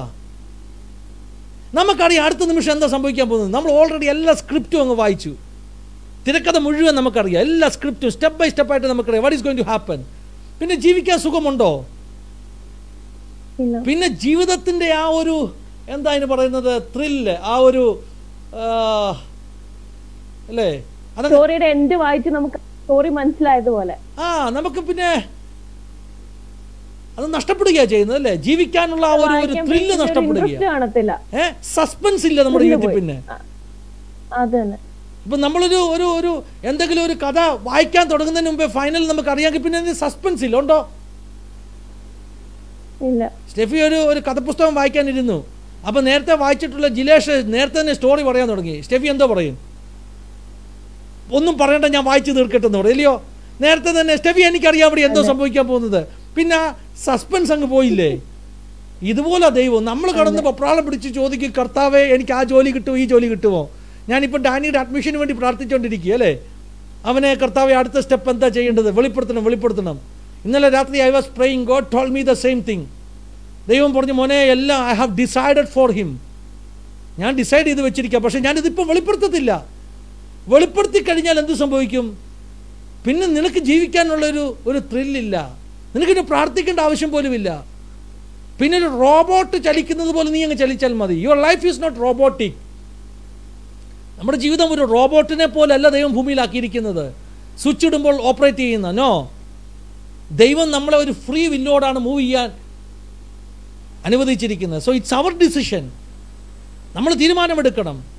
എന്താ തീരുമാനമെടുക്കേണ്ടത്? കർത്താവ്, ഞാൻ നിൻ്റെ കൂടെ നിൽക്കത്തുള്ളൂ, ഞാൻ സത്യത്തിന് വേണ്ടി നിൽക്കും, ഞാൻ യേശുവിൻ്റെ കരം പിടിക്കും. അങ്ങനെ പിടിച്ചവരെ ദൈവത്തിന് പോലും എന്ത് ചെയ്യാൻ പറ്റത്തില്ല, ബോഷ്ക്ക് പറയാൻ പറ്റത്തില്ല. എന്ന് പറഞ്ഞാൽ അതിൻ്റെ അർത്ഥം ദൈവത്തിന് പോലും അവൻ്റെ ആ സാൽവേഷനെ ഡിനൈ ചെയ്യാൻ പറ്റത്തില്ല. It's irrevocable. സോ ഇതാണ് ഇതിൻ്റെ ഫാക്റ്റ് എന്ന് പറഞ്ഞാൽ. അപ്പോൾ സാൽവേഷൻ പൂർണ്ണമായിട്ടും നമ്മുടെ ഡിസിഷനിലാണ്. കാൽവിൻ തന്നെ അതാ പഠിപ്പിച്ചത് കേട്ടോ. കാൽവിൻ തന്നെ അതാ പഠിപ്പിച്ചത്. ഞാൻ പറഞ്ഞല്ലോ, കാൽവിൻ അക്ഷരാർത്ഥത്തിൽ കാൽവിനിസ്റ്റ് അല്ലായിരുന്നു. കാൽവിൻ്റെ ശിഷ്യന്മാരാണ് കാൽവിനിസം ഉണ്ടാക്കി അതിനെ ഇന്നുള്ള രീതിയിൽ. അല്ലെങ്കിൽ ഇന്നിപ്പോൾ സത്യത്തിൽ കാൽവിനിസം പ്രബലമല്ല, നിയോ കാൽവിനിസവും അങ്ങനെയുള്ള കാര്യങ്ങളൊക്കെയാണ് ഇന്ന് കൂടുതൽ പ്രബലമായിരിക്കുന്നത്. ഇന്നുള്ള രൂപത്തിൽ കാൽവിനിസത്തെ കൊണ്ടെത്തിച്ചത് കാൽവിൻ്റെ അനുയായികളാണ്. അപ്പോൾ നോർമൽ നമ്മുടെ പെന്തിക്കോസ്റ്റൽ ട്രഡീഷൻ, പെന്തിക്കോസ്റ്റൽ ബാക്ക്ഗ്രൗണ്ടിലുള്ളവർ വിശ്വസിക്കുന്നത് അർമീനിയസിൻ്റെ ഒരു തിയറിയാണ്. അത് ബാലൻസ്ഡ് ആണ്. അതിനെക്കുറിച്ച് നല്ല നല്ല എഴുത്തുകളുണ്ട്. ഞാനെപ്പോഴും മെയിൻ സ്ട്രീം ചർച്ചകൾ എന്താ പഠിപ്പിക്കുന്നത് ശ്രദ്ധിക്കും. അങ്ങനെ ശ്രദ്ധിക്കുകയാണെങ്കിൽ നല്ലതാണ്. മെയിൻ സ്ട്രീം ചർച്ചകൾ എന്ന് പറയുമ്പോൾ പെന്തിക്കോസ്റ്റൽ വലിയ വലിയ ചർച്ചകൾ, അസംബ്ലീസ് ഓഫ് ഗോഡിനെ പോലെയുള്ള, ചർച്ച് ഓഫ് ഗോഡിനെ പോലെയുള്ള ലോകവ്യാപകമായിട്ടുള്ള വലിയ വലിയ പെന്തിക്കോസ്റ്റൽ ഓർഗനൈസേഷൻസ് ഉണ്ട്. അവർക്കൊക്കെ ഒരു ഡോക്ട്രിനൽ സ്റ്റാൻഡ് എപ്പോഴും ഉണ്ടാകും. ചെറിയ സംഘടനകളല്ലല്ലോ. അവർക്ക് ലോകത്തോട് പറയണം വാട്ട് ദേ ബിലീവ് എന്നുള്ളത് ലോകത്തോട് പറയണം. അപ്പോൾ അസംബ്ലീസ് ഓഫ് ഗോഡിൻ്റെയൊക്കെ വെബ്സൈറ്റിലൊക്കെ പോയി നോക്കിക്കഴിഞ്ഞാൽ അവർ ക്ലിയറായിട്ട് പേപ്പർ എഴുതിയിട്ടുണ്ട് what they believe about pre destination. അപ്പോൾ അവിടെ വളരെ ക്ലിയറാണ്. അപ്പോൾ അസംബ്ലീസ് ഓഫ് ഗോഡിൻ്റെ പേപ്പർ അവർ പറഞ്ഞിരിക്കുന്നത് അവർ പ്രീ ഡെസ്റ്റിനേഷനിൽ വിശ്വസിക്കുന്നു. നമ്മൾ വിശ്വസിക്കുന്നു. എന്തുകൊണ്ട് വിശ്വസിക്കുന്നു? പ്രീ ഡെസ്റ്റിനേഷൻ ഇല്ലെങ്കിൽ ദൈവമല്ല, ദൈവത്തിന് സോവർജിനിറ്റി ഇല്ല, ദൈവത്തിന് പരമാധികാരമില്ല, ദൈവം ദുർബലനാണെന്ന് വരും അല്ലേ. ദൈവത്തിൻ്റെ ശക്തിക്കും ദൈവത്തിൻ്റെ പരമാധികാരത്തിന് ലിമിറ്റ് ഉണ്ടെന്ന അർത്ഥം. എന്ത്? പ്രീ ഡെസ്റ്റിനേഷൻ ഇല്ലെങ്കിൽ. ദൈവമായതുകൊണ്ട് പ്രീ ഡെസ്റ്റിനേഷൻ ഉണ്ടാകണം. അറ്റ് ദ സെയിം ടൈം ദൈവം ഫ്രീ വില്ലും തന്നിരിക്കുന്നു. ദൈവം എന്ത് സംഭവിക്കുന്നു നമ്മളോട് വെളിപ്പെടുത്താതെ നമ്മളെക്കൊണ്ട് സാഹചര്യങ്ങളെ ഫേസ് ചെയ്യിച്ച് തീരുമാനങ്ങൾ എടുപ്പിച്ച് മനുഷ്യനെ മുൻപോട്ട് കൊണ്ടുപോകുന്നതിലൂടെ ദൈവം ഫ്രീ വില്ലും നമുക്ക് തന്നിരിക്കുന്നു. അപ്പോൾ നമ്മുടെ ഡോക്ട്രിൻ ബാലൻസ്ഡ് ആണ്. ഇങ്ങനൊരു സ്റ്റേറ്റ്മെൻറ്റ് നമുക്ക് പറയാം. കാൽവിനിസം എന്ന് പറഞ്ഞാൽ ഒരു വലിയ ഫിലോസഫിക്കൽ സ്ട്രക്ചറാണ്. കാൽവിനിസം ഒരു വലിയ ഫിലോസഫിക്കൽ സ്ട്രക്ചറാണ്. അല്ലെങ്കിൽ പ്രീ ഡെസ്റ്റിനേഷൻ എന്ന് പറയുന്നത് അവരുടെ പഠിപ്പീര്, നമുക്കൊക്കെ കൺഫ്യൂഷൻ ഉണ്ടാക്കുന്ന പഠിപ്പീര്, അതൊരു വലിയ ഫിലോസഫിക്കൽ സ്ട്രക്ചറാണ്. എന്ന് പറഞ്ഞാൽ അതൊരു വലിയ മനുഷ്യന് മനസ്സിലാക്കാൻ വയ്യാത്തൊരു വലിയ നട്ഷല് തുറക്കുന്നത് പോലെ. ആദ്യം ദൈവം എന്താ, ദൈവത്തിൻ്റെ ക്യാരക്ടർ എന്താ, ഇങ്ങനെയൊക്കെയുള്ള വലിയ കാര്യങ്ങൾ പഠിപ്പിച്ചിട്ട് so it is predestined എന്ന് പഠിപ്പിക്കുന്ന ഒരു മെത്തേഡ്. എന്നാൽ അർമീനിയസം എന്ന് പറയുന്നത്, നമ്മളൊക്കെ വിശ്വസിക്കുന്ന അർമീനിയൻ എന്താ പറഞ്ഞ തിയോളജി എന്ന് പറയുന്നത്, അത് സിമ്പിളാണ്. കാൽവിനിസം വലിയ ഫിലോസഫിക്കൽ കോംപ്ലക്സിറ്റി ഉള്ള ഒരു തിയോളജി. അർമീനിയൻ തിയോളജി എന്ന് പറഞ്ഞാൽ ഇറ്റ്സ് വെരി സിമ്പിൾ. എന്താ സിമ്പിൾ എന്നറിയാമോ? ഇതിനെ ഫിലോസഫി കൊണ്ട്, ഇതിനെ തിയോളജി കൊണ്ട് കോംപ്ലക്സ് ആക്കുകയല്ല ചെയ്തിട്ടുള്ളത്.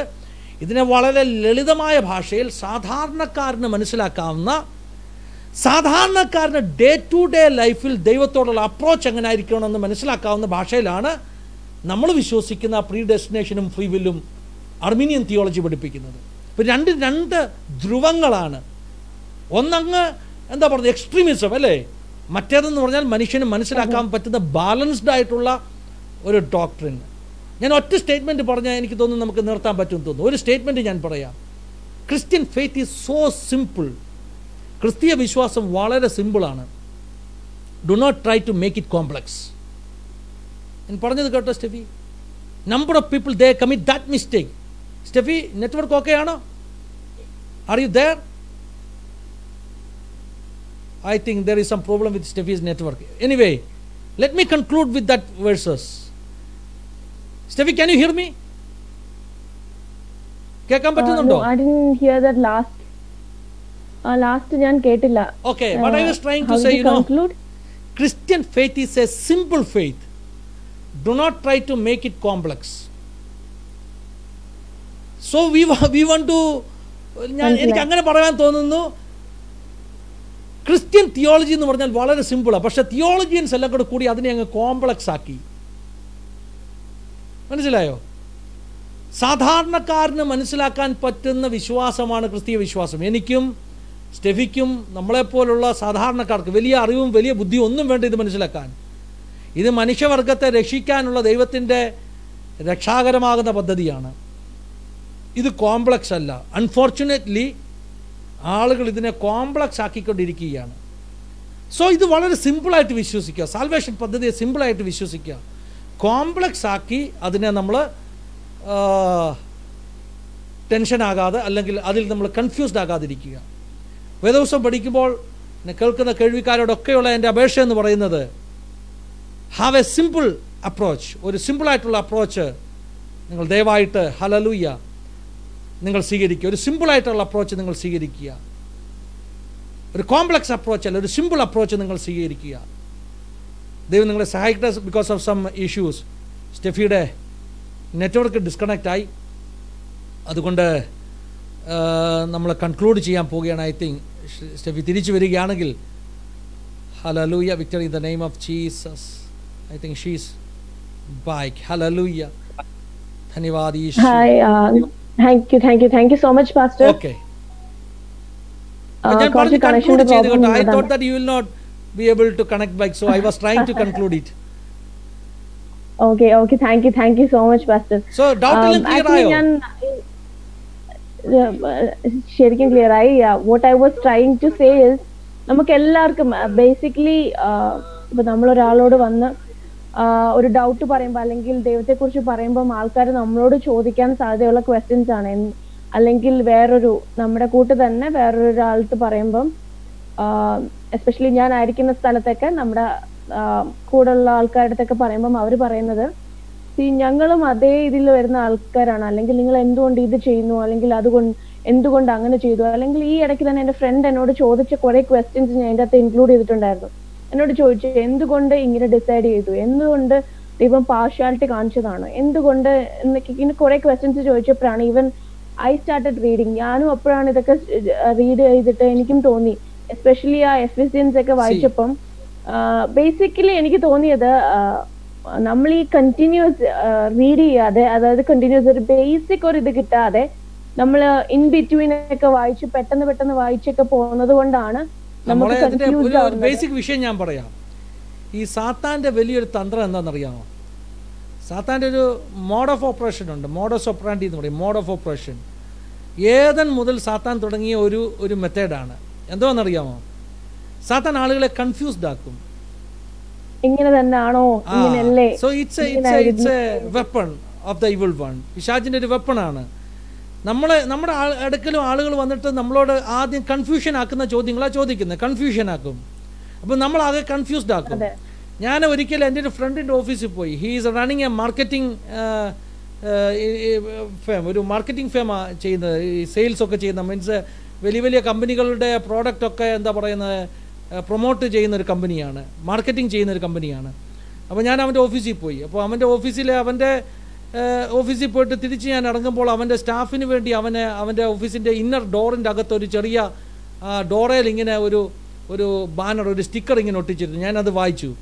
അപ്പോൾ അവൻ്റെ സ്റ്റാഫിനെ കൊടുക്കുന്ന ഒരു എന്താ പറയുക മോട്ടിവേഷനാണ്, ഒരു മാർക്കറ്റിംഗ് സൈക്കോളജി എന്ന് വേണമെങ്കിൽ പറയാം, മാർക്കറ്റിംഗ് സ്ട്രാറ്റജി എന്ന് വേണമെങ്കിൽ പറയാം. അതിൽ എഴുതിയിരുന്നത്, if you cannot convince them, confuse them എന്നാണ് എഴുതിയിരുന്നത്. So what he's giving the suggestion to his staff. കാരണം മാർക്കറ്റിംഗിൽ അവർ, if you try to convince some of your customer, if you fail to convince them, try to confuse them. So ഇതുണ്ടല്ലോ, ഇത് പിശാചിൻ്റെ ഒരു strategy ആയത്. എനിക്ക് വായിച്ചിട്ട് ഒത്തിരി ചിരി വന്നു. കാരണം സത്യത്തിൽ ഈ മാർക്കറ്റിംഗുകാർ ചെയ്യുന്നതാ. മാർക്കറ്റിംഗുകാർ നമ്മൾ എന്ത് ചെയ്യുന്നു, നമ്മളെ കൺവിൻസ് ചെയ്യാൻ പറ്റാത്തപ്പോൾ നമ്മളെ കൺഫ്യൂഷൻ ആക്കും. എന്തിനു വേണ്ടിയാണെന്നറിയാം? നമ്മൾ കൺഫ്യൂസ്ഡ് ആയാൽ അവർക്കറിയാം നമ്മൾ അവരെ കേൾക്കാൻ ചെല്ലുമെന്ന്. So this is a weapon of the evil one. First they will, whoever it may be, that person who may ask you, they may confused. It's not their mistake. Somebody else may confuse them. See, ഞാൻ എടുക്കുന്ന approach എന്താണെന്നറിയാം? ഞാൻ പറഞ്ഞ approach എന്താണെന്നറിയാമോ? ഞാൻ പറഞ്ഞ approach ഒരു sceptical approach അല്ല. If you have doubts about Bible, then you will have all these confusions. But I do not have doubts about Bible. I do not have, എനിക്ക് ഒരു സംശയവുമില്ല. വേദപുസ്തകത്തിൽ അങ്ങനെ ദൈവം പക്ഷപാതം ഉള്ളവനാണെന്ന് പറഞ്ഞാൽ പോലും എനിക്കൊരു പ്രശ്നവുമില്ല. Because I experience the love of God, I experience that grace. Then why I should worry about the partiality of God? So ഇത് സ്കെപ്റ്റിക്കൽ പോയിന്റ് ഓഫ് വ്യൂവിൽ നിന്ന് ചിന്തിക്കപ്പെടാം. ദൈവം എന്താ അങ്ങനെ? എന്നോട് ഒരിക്കലും ഒരാൾ ചോദിച്ചു, he was not a believer. അദ്ദേഹം ഒരു പത്രപ്രവർത്തകനാണ്. അദ്ദേഹം അങ്ങനെ ഒരു ഫിലോസഫിയിൽ വിശ്വസിക്കുന്ന ആളാണ്. ദൈവം ഇല്ലെന്നുള്ളൊരു ഫിലോസഫിയിൽ വിശ്വസിക്കുന്ന ഒരു രാഷ്ട്രീയ പാർട്ടിയുടെ ഒരു പത്രസ്ഥാപനത്തിലെ ഒരു ഉന്നതനാകുന്ന ഉദ്യോഗസ്ഥനാണ്. Once I got a chance to meet him. പുള്ളി എന്നോട് ചോദിച്ചു, ഞാൻ പാസ്റ്ററാന്നൊക്കെ അറിഞ്ഞപ്പോൾ എന്നോട് ചോദിച്ചു, മോശക്കുഞ്ഞ് യേശു കർത്താവ് ജനിച്ച സമയത്ത് ഒത്തിരി കുഞ്ഞുങ്ങൾ മരിക്കാൻ കാരണമായി തീർന്നില്ലേ? അപ്പോൾ അദ്ദേഹം എന്നോട് ചോദിച്ചു, കർത്താവ് ജനിച്ചപ്പോൾ എത്ര കുഞ്ഞുങ്ങളാണ് മരിച്ചത്? ദൈവം ക്രൂവലല്ലേ? അത് ചെയ്യാൻ ശരിയാണോ അത്? അപ്പോൾ ലോജിക്കലി അത് ശരിയല്ലേ?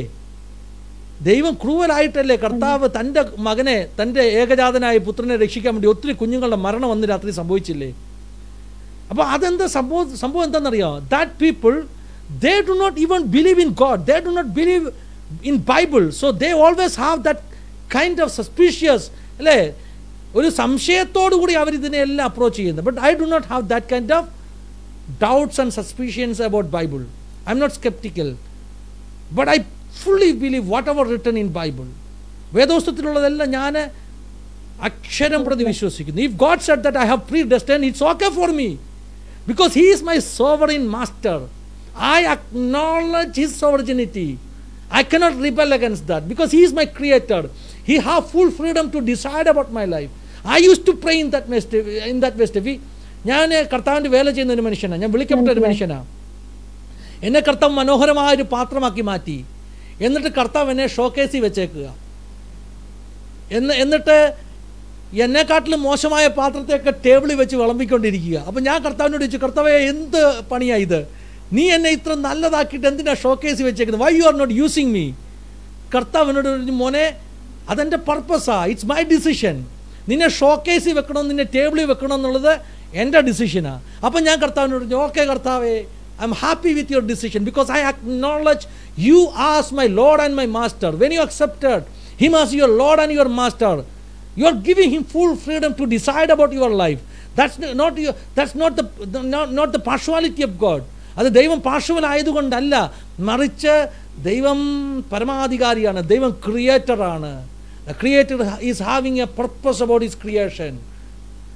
Each and every individual got created with a purpose. Jacob and Esau, both of them, they got created together in their mother's womb, but with two different purposes. ഞാനും ഇന്ന് ഇവിടെ നോട്ട് എഴുതിയപ്പോൾ ഞാനും പ്രീഡെസ്റ്റിനേഷന്റെ ഇപ്പുറത്തൊരു ഹൈഫൻ ഇട്ട് ഞാൻ എഴുതിയത്, പ്രീഡെസ്റ്റിനേഷൻ എന്ന് പറയുന്നത് പർപ്പസ് അറിഞ്ഞു കഴിയുമ്പോൾ പ്രീഡെസ്റ്റിനേഷൻ എന്ന് പറയുന്ന ഒരു ടേം വളരെ ചെറുതായി വരും നമ്മുടെ, അല്ലെ? ആ ഒരു വേർഡ് നമ്മൾ അധികം എംഫസൈസ് ചെയ്യാതെ പോകും. നമ്മുടെ പർപ്പസ് അറിഞ്ഞു കഴിയുമ്പോൾ ദൈവം നമ്മളെ എന്തിനാണ് എന്തിനാ വേണ്ടിയാണ് കരുതിയിരിക്കുന്നത് എന്നുള്ള നമ്മുടെ പർപ്പസ് അറിഞ്ഞു കഴിയുമ്പം we will not be bothered about it, especially what you said, it is absolutely right. നമ്മളോട് കാണിച്ചിരിക്കുന്ന ആ ഒരു കൃപ, ഒരു ദയ, നമ്മൾ ആ ഒരു പർപ്പസ്, നമ്മൾ ആ ഒരു ഇത് മനസ്സിലാക്കി കഴിയുമ്പം ആ പ്രീഡിസ്റ്റേഷൻ എന്ന് പറയുന്ന ആ ഒരു സാധനം നമ്മൾ അധികം ഇതാവുകയും നമ്മൾ അതിൽ നിന്ന് ബോധേഡ് ആവാതെയും അത് നമ്മൾ മറന്നത് ചെറുതായി പോകും. എനിക്ക് ഇതെല്ലാം ഒന്ന് വായിച്ചു, ഇന്നത്തെ ഇതെല്ലാം കൂടെ കഴിഞ്ഞപ്പോൾ ഞാൻ ഇവിടെ എഴുതി വെച്ചതാണത്. പ്രീഡെസ്റ്റിനേഷൻ എന്ന് പറയുന്നത് ചെറുതാവുകയും അപ്പൊ നമ്മുടെ പർപ്പസ് എന്ന് പറയുന്നത് വലുതാവും. നമ്മുടെ പർപ്പസ് എന്താണെന്ന് നമ്മൾ അറിഞ്ഞു കഴിഞ്ഞത് ആ ഒരു അറിവ് നമുക്ക് കിട്ടിക്കഴിയുമ്പോൾ, പാസ്റ്റർ പറഞ്ഞൊരു വാക്ക് എനിക്ക് ഭയങ്കരമായിട്ട് ഇഷ്ടപ്പെട്ടു. അതായത് വൺസ് യു ഹാവ് ടേസ്റ്റഡ്, അല്ലെ, taste and see that the lord is good എന്നാണ് പറയുന്നത്. അപ്പം വൺസ് യു ഹാവ് ടേസ്റ്റഡ്, ഞാൻ ടേസ്റ്റ് ചെയ്ത് കഴിഞ്ഞു എന്റെ ദൈവം ആരാണ്, എനിക്ക് എന്താണെന്ന് ഞാൻ ടേസ്റ്റ് ചെയ്ത് കഴിയുമ്പം വേറൊരാൾ പറയുക അത് പുളിയാ, അത് കയ്പാന്ന് പറയുമ്പോൾ I know how it is. അപ്പം വേറൊരാൾ അത് പറയുമ്പം അതെനിക്ക് അത് വിശ്വസിക്കേണ്ട ആവശ്യമില്ല, അല്ലെങ്കിൽ അത് ഓർത്ത് ബോധഡ് ആവേണ്ട ആവശ്യമില്ല. Because I have already tasted, ദൈവത്തെ ഞാൻ ഓൾറെഡി ടേസ്റ്റ് ചെയ്ത് കഴിഞ്ഞു. അപ്പം taste and see that the lord is good. ഇത് ഈ ഒരു 2 കാര്യങ്ങളാണ് എനിക്ക് ഈ പ്രെഡിസ്റ്റിനേഷൻ എന്ന് പറഞ്ഞപ്പോൾ എനിക്ക് ആദ്യമായി മനസ്സിൽ വന്നതും ഇതെല്ലാം കൂടെ കേട്ട് കഴിഞ്ഞപ്പോൾ എന്റെ മനസ്സിൽ ദൈവം കൊണ്ടു തന്നിരിക്കുന്ന 2 കാര്യങ്ങളാണിത്. Thank you so much pastor. എനിക്ക് എപ്പോഴും പാസ്റ്ററിന്റെ ഓരോ സെഷൻസ് വരുമ്പം എനിക്ക് കുറച്ചുകൂടെ കംഫർട്ടബിൾ ആകാൻ കാര്യം എലാബറേറ്റ് ചെയ്ത് എക്സ്പ്ലെയിൻ ചെയ്ത് നമ്മൾ മനസ്സിലാവുന്നത് വരെ അതിനെക്കുറിച്ച് ഓരോ നമ്മൾ കാണുന്ന ആ ഒരു വ്യൂ മാറ്റിക്കൊണ്ട് തന്നെ ദൈവം എന്താണ് നമ്മളെ കുറിച്ച് ഉദ്ദേശിക്കുന്നത്, അല്ലെങ്കിൽ എന്താണ് അത് ശരിക്കുള്ള മീനിങ് എന്ന് പറഞ്ഞു തരുകയും, അതുകൊണ്ടാണ് കുറച്ചുകൂടെ കംഫർട്ടബിൾ ആയി ഓരോ സെഷനും ഞാൻ വിളിക്കുന്നത്. Thank you so much pastor. Thank you so much for joining. I know ഇന്ന് 1 hour 1.5 hour കഴിഞ്ഞ് 2 hour ഈ session. Thank you so much pastor. ഇനിയും അഥവാ എന്തെങ്കിലും ഒരു സബ്ജക്ട് വരുവാണെങ്കിൽ ലൈവിലോ എനിക്ക് കുറച്ചുകൂടെ കംഫർട്ടബിൾ ആയതുകൊണ്ടാണോ അതോ എനിക്ക് എക്സ്പ്ലെയിൻ ചെയ്യുമ്പോൾ കുറച്ചുകൂടെ മനസ്സിലാക്കുന്നതാണോ എനിക്കറിയത്തില്ല. I am more comfortable with your session. Thank you so much pastor. Whenever you have any doubts, you want to call me, I am ready and I am happy to join with you. God bless you. One more thing I want to add. You were talking about purpose. Thank you. I want to explain the thing in that way. We can say that predestination is exactly God's purpose about your life. Think in that way. So the problem is solved. God bless you. Okay. Thank you so much, Pastor. ശരിക്കും ഞാൻ ഈ ഒരു session വന്നപ്പോൾ, അല്ലെങ്കിൽ ഈ ഒരു സെഷനെ കുറിച്ച് ഞാൻ എന്റെ മനസ്സിൽ കൊണ്ടുവന്ന ഒരു ഇതെന്ന് പറഞ്ഞാൽ, ദൈവം നമ്മളെ കുറിച്ച് പ്രീഡിസ്റ്റൻഡ് ചെയ്യുക എന്ന് പറഞ്ഞാൽ, അല്ലെങ്കിൽ ഒരു വ്യക്തി ദൈവം ഇങ്ങനെ എഴുതിക്കും, അമ്മയുടെ പെണ്ടാകാരമായിരിക്കുന്ന ആ സമയത്ത് ഞാൻ നിന്നെ അറിഞ്ഞു. ദൈവം നമ്മളെ അറിയുക, അല്ലെങ്കിൽ ദൈവം നമ്മളെ കുറിച്ച് അറിയുക എന്ന് പറയുന്നത് it is a very big thing അല്ലേ. പ്രീഡിസ്റ്റൻ ചെയ്യുക എന്ന് പറയുമ്പോൾ നമുക്കൊരു അഭിമാനം അല്ലേ. ദൈവം എന്റെ അമ്മയുടെ ഉദരത്തിൽ, എന്റെ അമ്മ പോലും അറിഞ്ഞില്ല ഞാൻ ആണാകുമോ പെണ്ണാകുമോ. ആ ഒരു ടൈമിൽ ദൈവം നമ്മളെ അറിഞ്ഞു എന്ന് പറയുകയും നമ്മുടെ കാര്യങ്ങൾ പ്രീഡിസ്റ്റൻ ചെയ്യുകയും ചെയ്യുക എന്ന് പറയുന്നത് it's actually a grace for us അല്ലേ. അത് മാത്രമല്ല, ദൈവം നമുക്ക് ഓരോ ചാൻസസ് തരുന്നുണ്ട് ലൈഫിൽ അല്ലേ.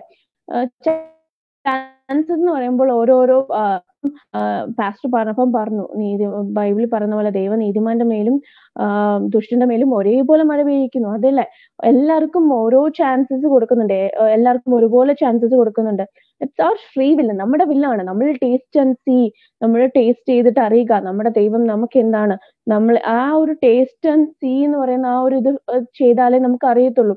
എനിക്കിപ്പം കുറച്ച് ദിവസമായിട്ട് എന്നോട് പറയുന്ന എന്നോട് സംസാരിക്കുന്ന ഒരു വാക്കാണ് പേഴ്സണൽ റിലേഷൻഷിപ്പ് വിത്ത് ഗോഡ്. ആ ഒരു റിലേഷൻഷിപ്പ് വന്നു കഴിയുമ്പോൾ, അല്ലെങ്കിൽ നമ്മൾ സ്വയമായി ടേസ്റ്റ് ആൻഡ് സീ ചെയ്ത് നമ്മൾ സ്വയമായി രുചിച്ചറിഞ്ഞു കഴിയുമ്പോൾ, വേറെ എല്ലാം ആരെന്ത് പറഞ്ഞാലും ഒരാള് പറയുക നെല്ലിക്ക കയ്പാണ്, ഓക്കെ നെല്ലിക്ക കയ്പാണ്, പക്ഷെ എനിക്കത് മധുരമാണ്, എനിക്ക് മധുരമായി, അല്ലെങ്കിൽ ഇന്ന സാധനം മധുരമാണ്, അല്ലെങ്കിൽ ഇന്ന സാധനം കയ്പാണെന്ന് ഒരാൾ പറയുമ്പോൾ ഞാനാണ് കുടിച്ചത്, അപ്പം എനിക്കത് എങ്ങനെയാണോ അതായിരിക്കും എനിക്ക്, ആ വ്യക്തിക്ക് എങ്ങനെയാണെന്ന് നമുക്ക് അറിയത്തില്ലല്ലോ. So it is every one personal എന്താണ് ഒരു ഒപ്പീനിയൻ ആണ് അല്ലെ. അപ്പം ദ തിങ് ഈസ് എല്ലാം പ്രീഡിറ്റർമിൻ ചെയ്യുന്നത്, എല്ലാം ദൈവത്തിന്റെ ആ ഒരു എന്താ പറയാ ഒരു പ്ലാനോടെ പോകുക എന്ന് പറയുന്നത് ഇറ്റ്സ് ആക്ച്വലി ഒരു എന്താ പറയാ ഒരു ഗ്രേസ് ആണ്, നമുക്ക് ദൈവം തന്നിരിക്കുന്ന ഒരു ഗ്രേസ് ആണ്. You are going to be saved, അല്ലെങ്കിൽ നീ എന്റെ മോനാണ്, എന്റെ മോളാണ്. എനിക്ക് ഏറ്റവും ഇഷ്ടപ്പെട്ട ഒരു വാക്യമാണ് പ്രീഡിസ്റ്റൻഡ് എന്ന് പറയുമ്പോൾ. ഈ വാക്യം പറയാതെ എനിക്ക് നിർത്താൻ പറ്റുന്നില്ല, കാരണം ഏറ്റവും കൂടുതൽ എന്നെ കുറച്ചും കൂടെ ഒന്ന് എന്താ പറയാ ധൈര്യപ്പെടുത്തിയ ഒരു വാക്കാണ്. Ephesians 1:5. In love he predestined us for adoption as son through Jesus Christ. അന്ന് കഴിഞ്ഞിട്ട് 6ാമത്തെ വാക്യം പറയുക, In Christ we have obtained all inheritance, having been predestined according to the purpose of him who work all things according to the counsel of his will. നമ്മൾ പ്രീഡിസ്റ്റൻ ചെയ്തിരിക്കുക, നമ്മൾ എന്താണ്, we are going to obtain all the inheritance, we are adopted. നമ്മൾ പ്രീഡിസ്റ്റൻ ചെയ്തിരിക്കുന്നത് എങ്ങനെയാണ്, നമ്മൾ അഡോപ്ഷനിലേക്ക് വന്നിരിക്കുകയാണ്. ആരായിട്ട്? നമ്മൾ മക്കളായിട്ട്, ദൈവത്തിന്റെ മക്കളായിട്ട് എന്ത് ചെയ്യാൻ വന്നിരിക്കുകയാണ്. Ephesians 1:5. I just love this word. അതുകൊണ്ടാണ് ഞാൻ ചോദിക്കുന്നത്, ഈ പ്രീഡിറ്റംഡ് എന്നൊക്കെ പറയുമ്പോഴും നമ്മളൊന്ന് എക്സ്പ്ലെയിൻ ചെയ്ത് കഴിഞ്ഞിട്ടും ഈ ഒരു വാക്യം വായിക്കുമ്പോൾ എന്ത് നല്ല വാക്യം അല്ലേ, നമ്മളെ അഡോപ്റ്റ് ചെയ്തിരിക്കുന്നു, അതായത് പ്രീഡിറ്റം ചെയ്തിരിക്കുന്നു, ഇന്ന വ്യക്തി എന്റെ മോനാണ് എന്റെ മോളാണ് എന്ന് പറയുന്ന ആ ഒരു വലിയൊരു എന്താ പറയാ ഒരു പ്രൗഡ്നെസ് ആണ് അല്ലെ നമുക്ക് ദൈവം തന്നിരിക്കുന്നത്. Thank you every one for watching me today. It was A blessed session. ഞാൻ വിശ്വസിക്കുന്നു എന്നെ ഇന്ന് കേട്ടിരിക്കുന്ന ഒരു വ്യക്തിക്കേലും ഇതൊരു അനുഗ്രഹമായി തീർന്നു, അല്ലെങ്കിൽ അവർക്ക് ഉണ്ടായിരിക്കാവുന്ന സംശയങ്ങൾ, അല്ലെങ്കിൽ വേറൊരു വ്യക്തിയോട് പറയുമ്പോൾ എങ്ങനെ പറയണം, എന്താണ് ഇതിന്റെയൊക്കെ അർത്ഥം എന്നൊക്കെ പറയാൻ പറ്റുമെന്നും എന്താ പറയാ I believe it. And thank you so much for watching, and especially I thank Pastor for doing this session, and may God bless you all. ഞാൻ എപ്പോഴും പറയാറുള്ള ഒരു കാര്യമാണ്, ഓടിയതും അധ്വാനിച്ചതും ഒന്നും വെറുതെ ആവരുത്, എല്ലാം ദൈവം മഹത്വത്തിനായി തീരട്ടെ. Thank you so much. God bless you.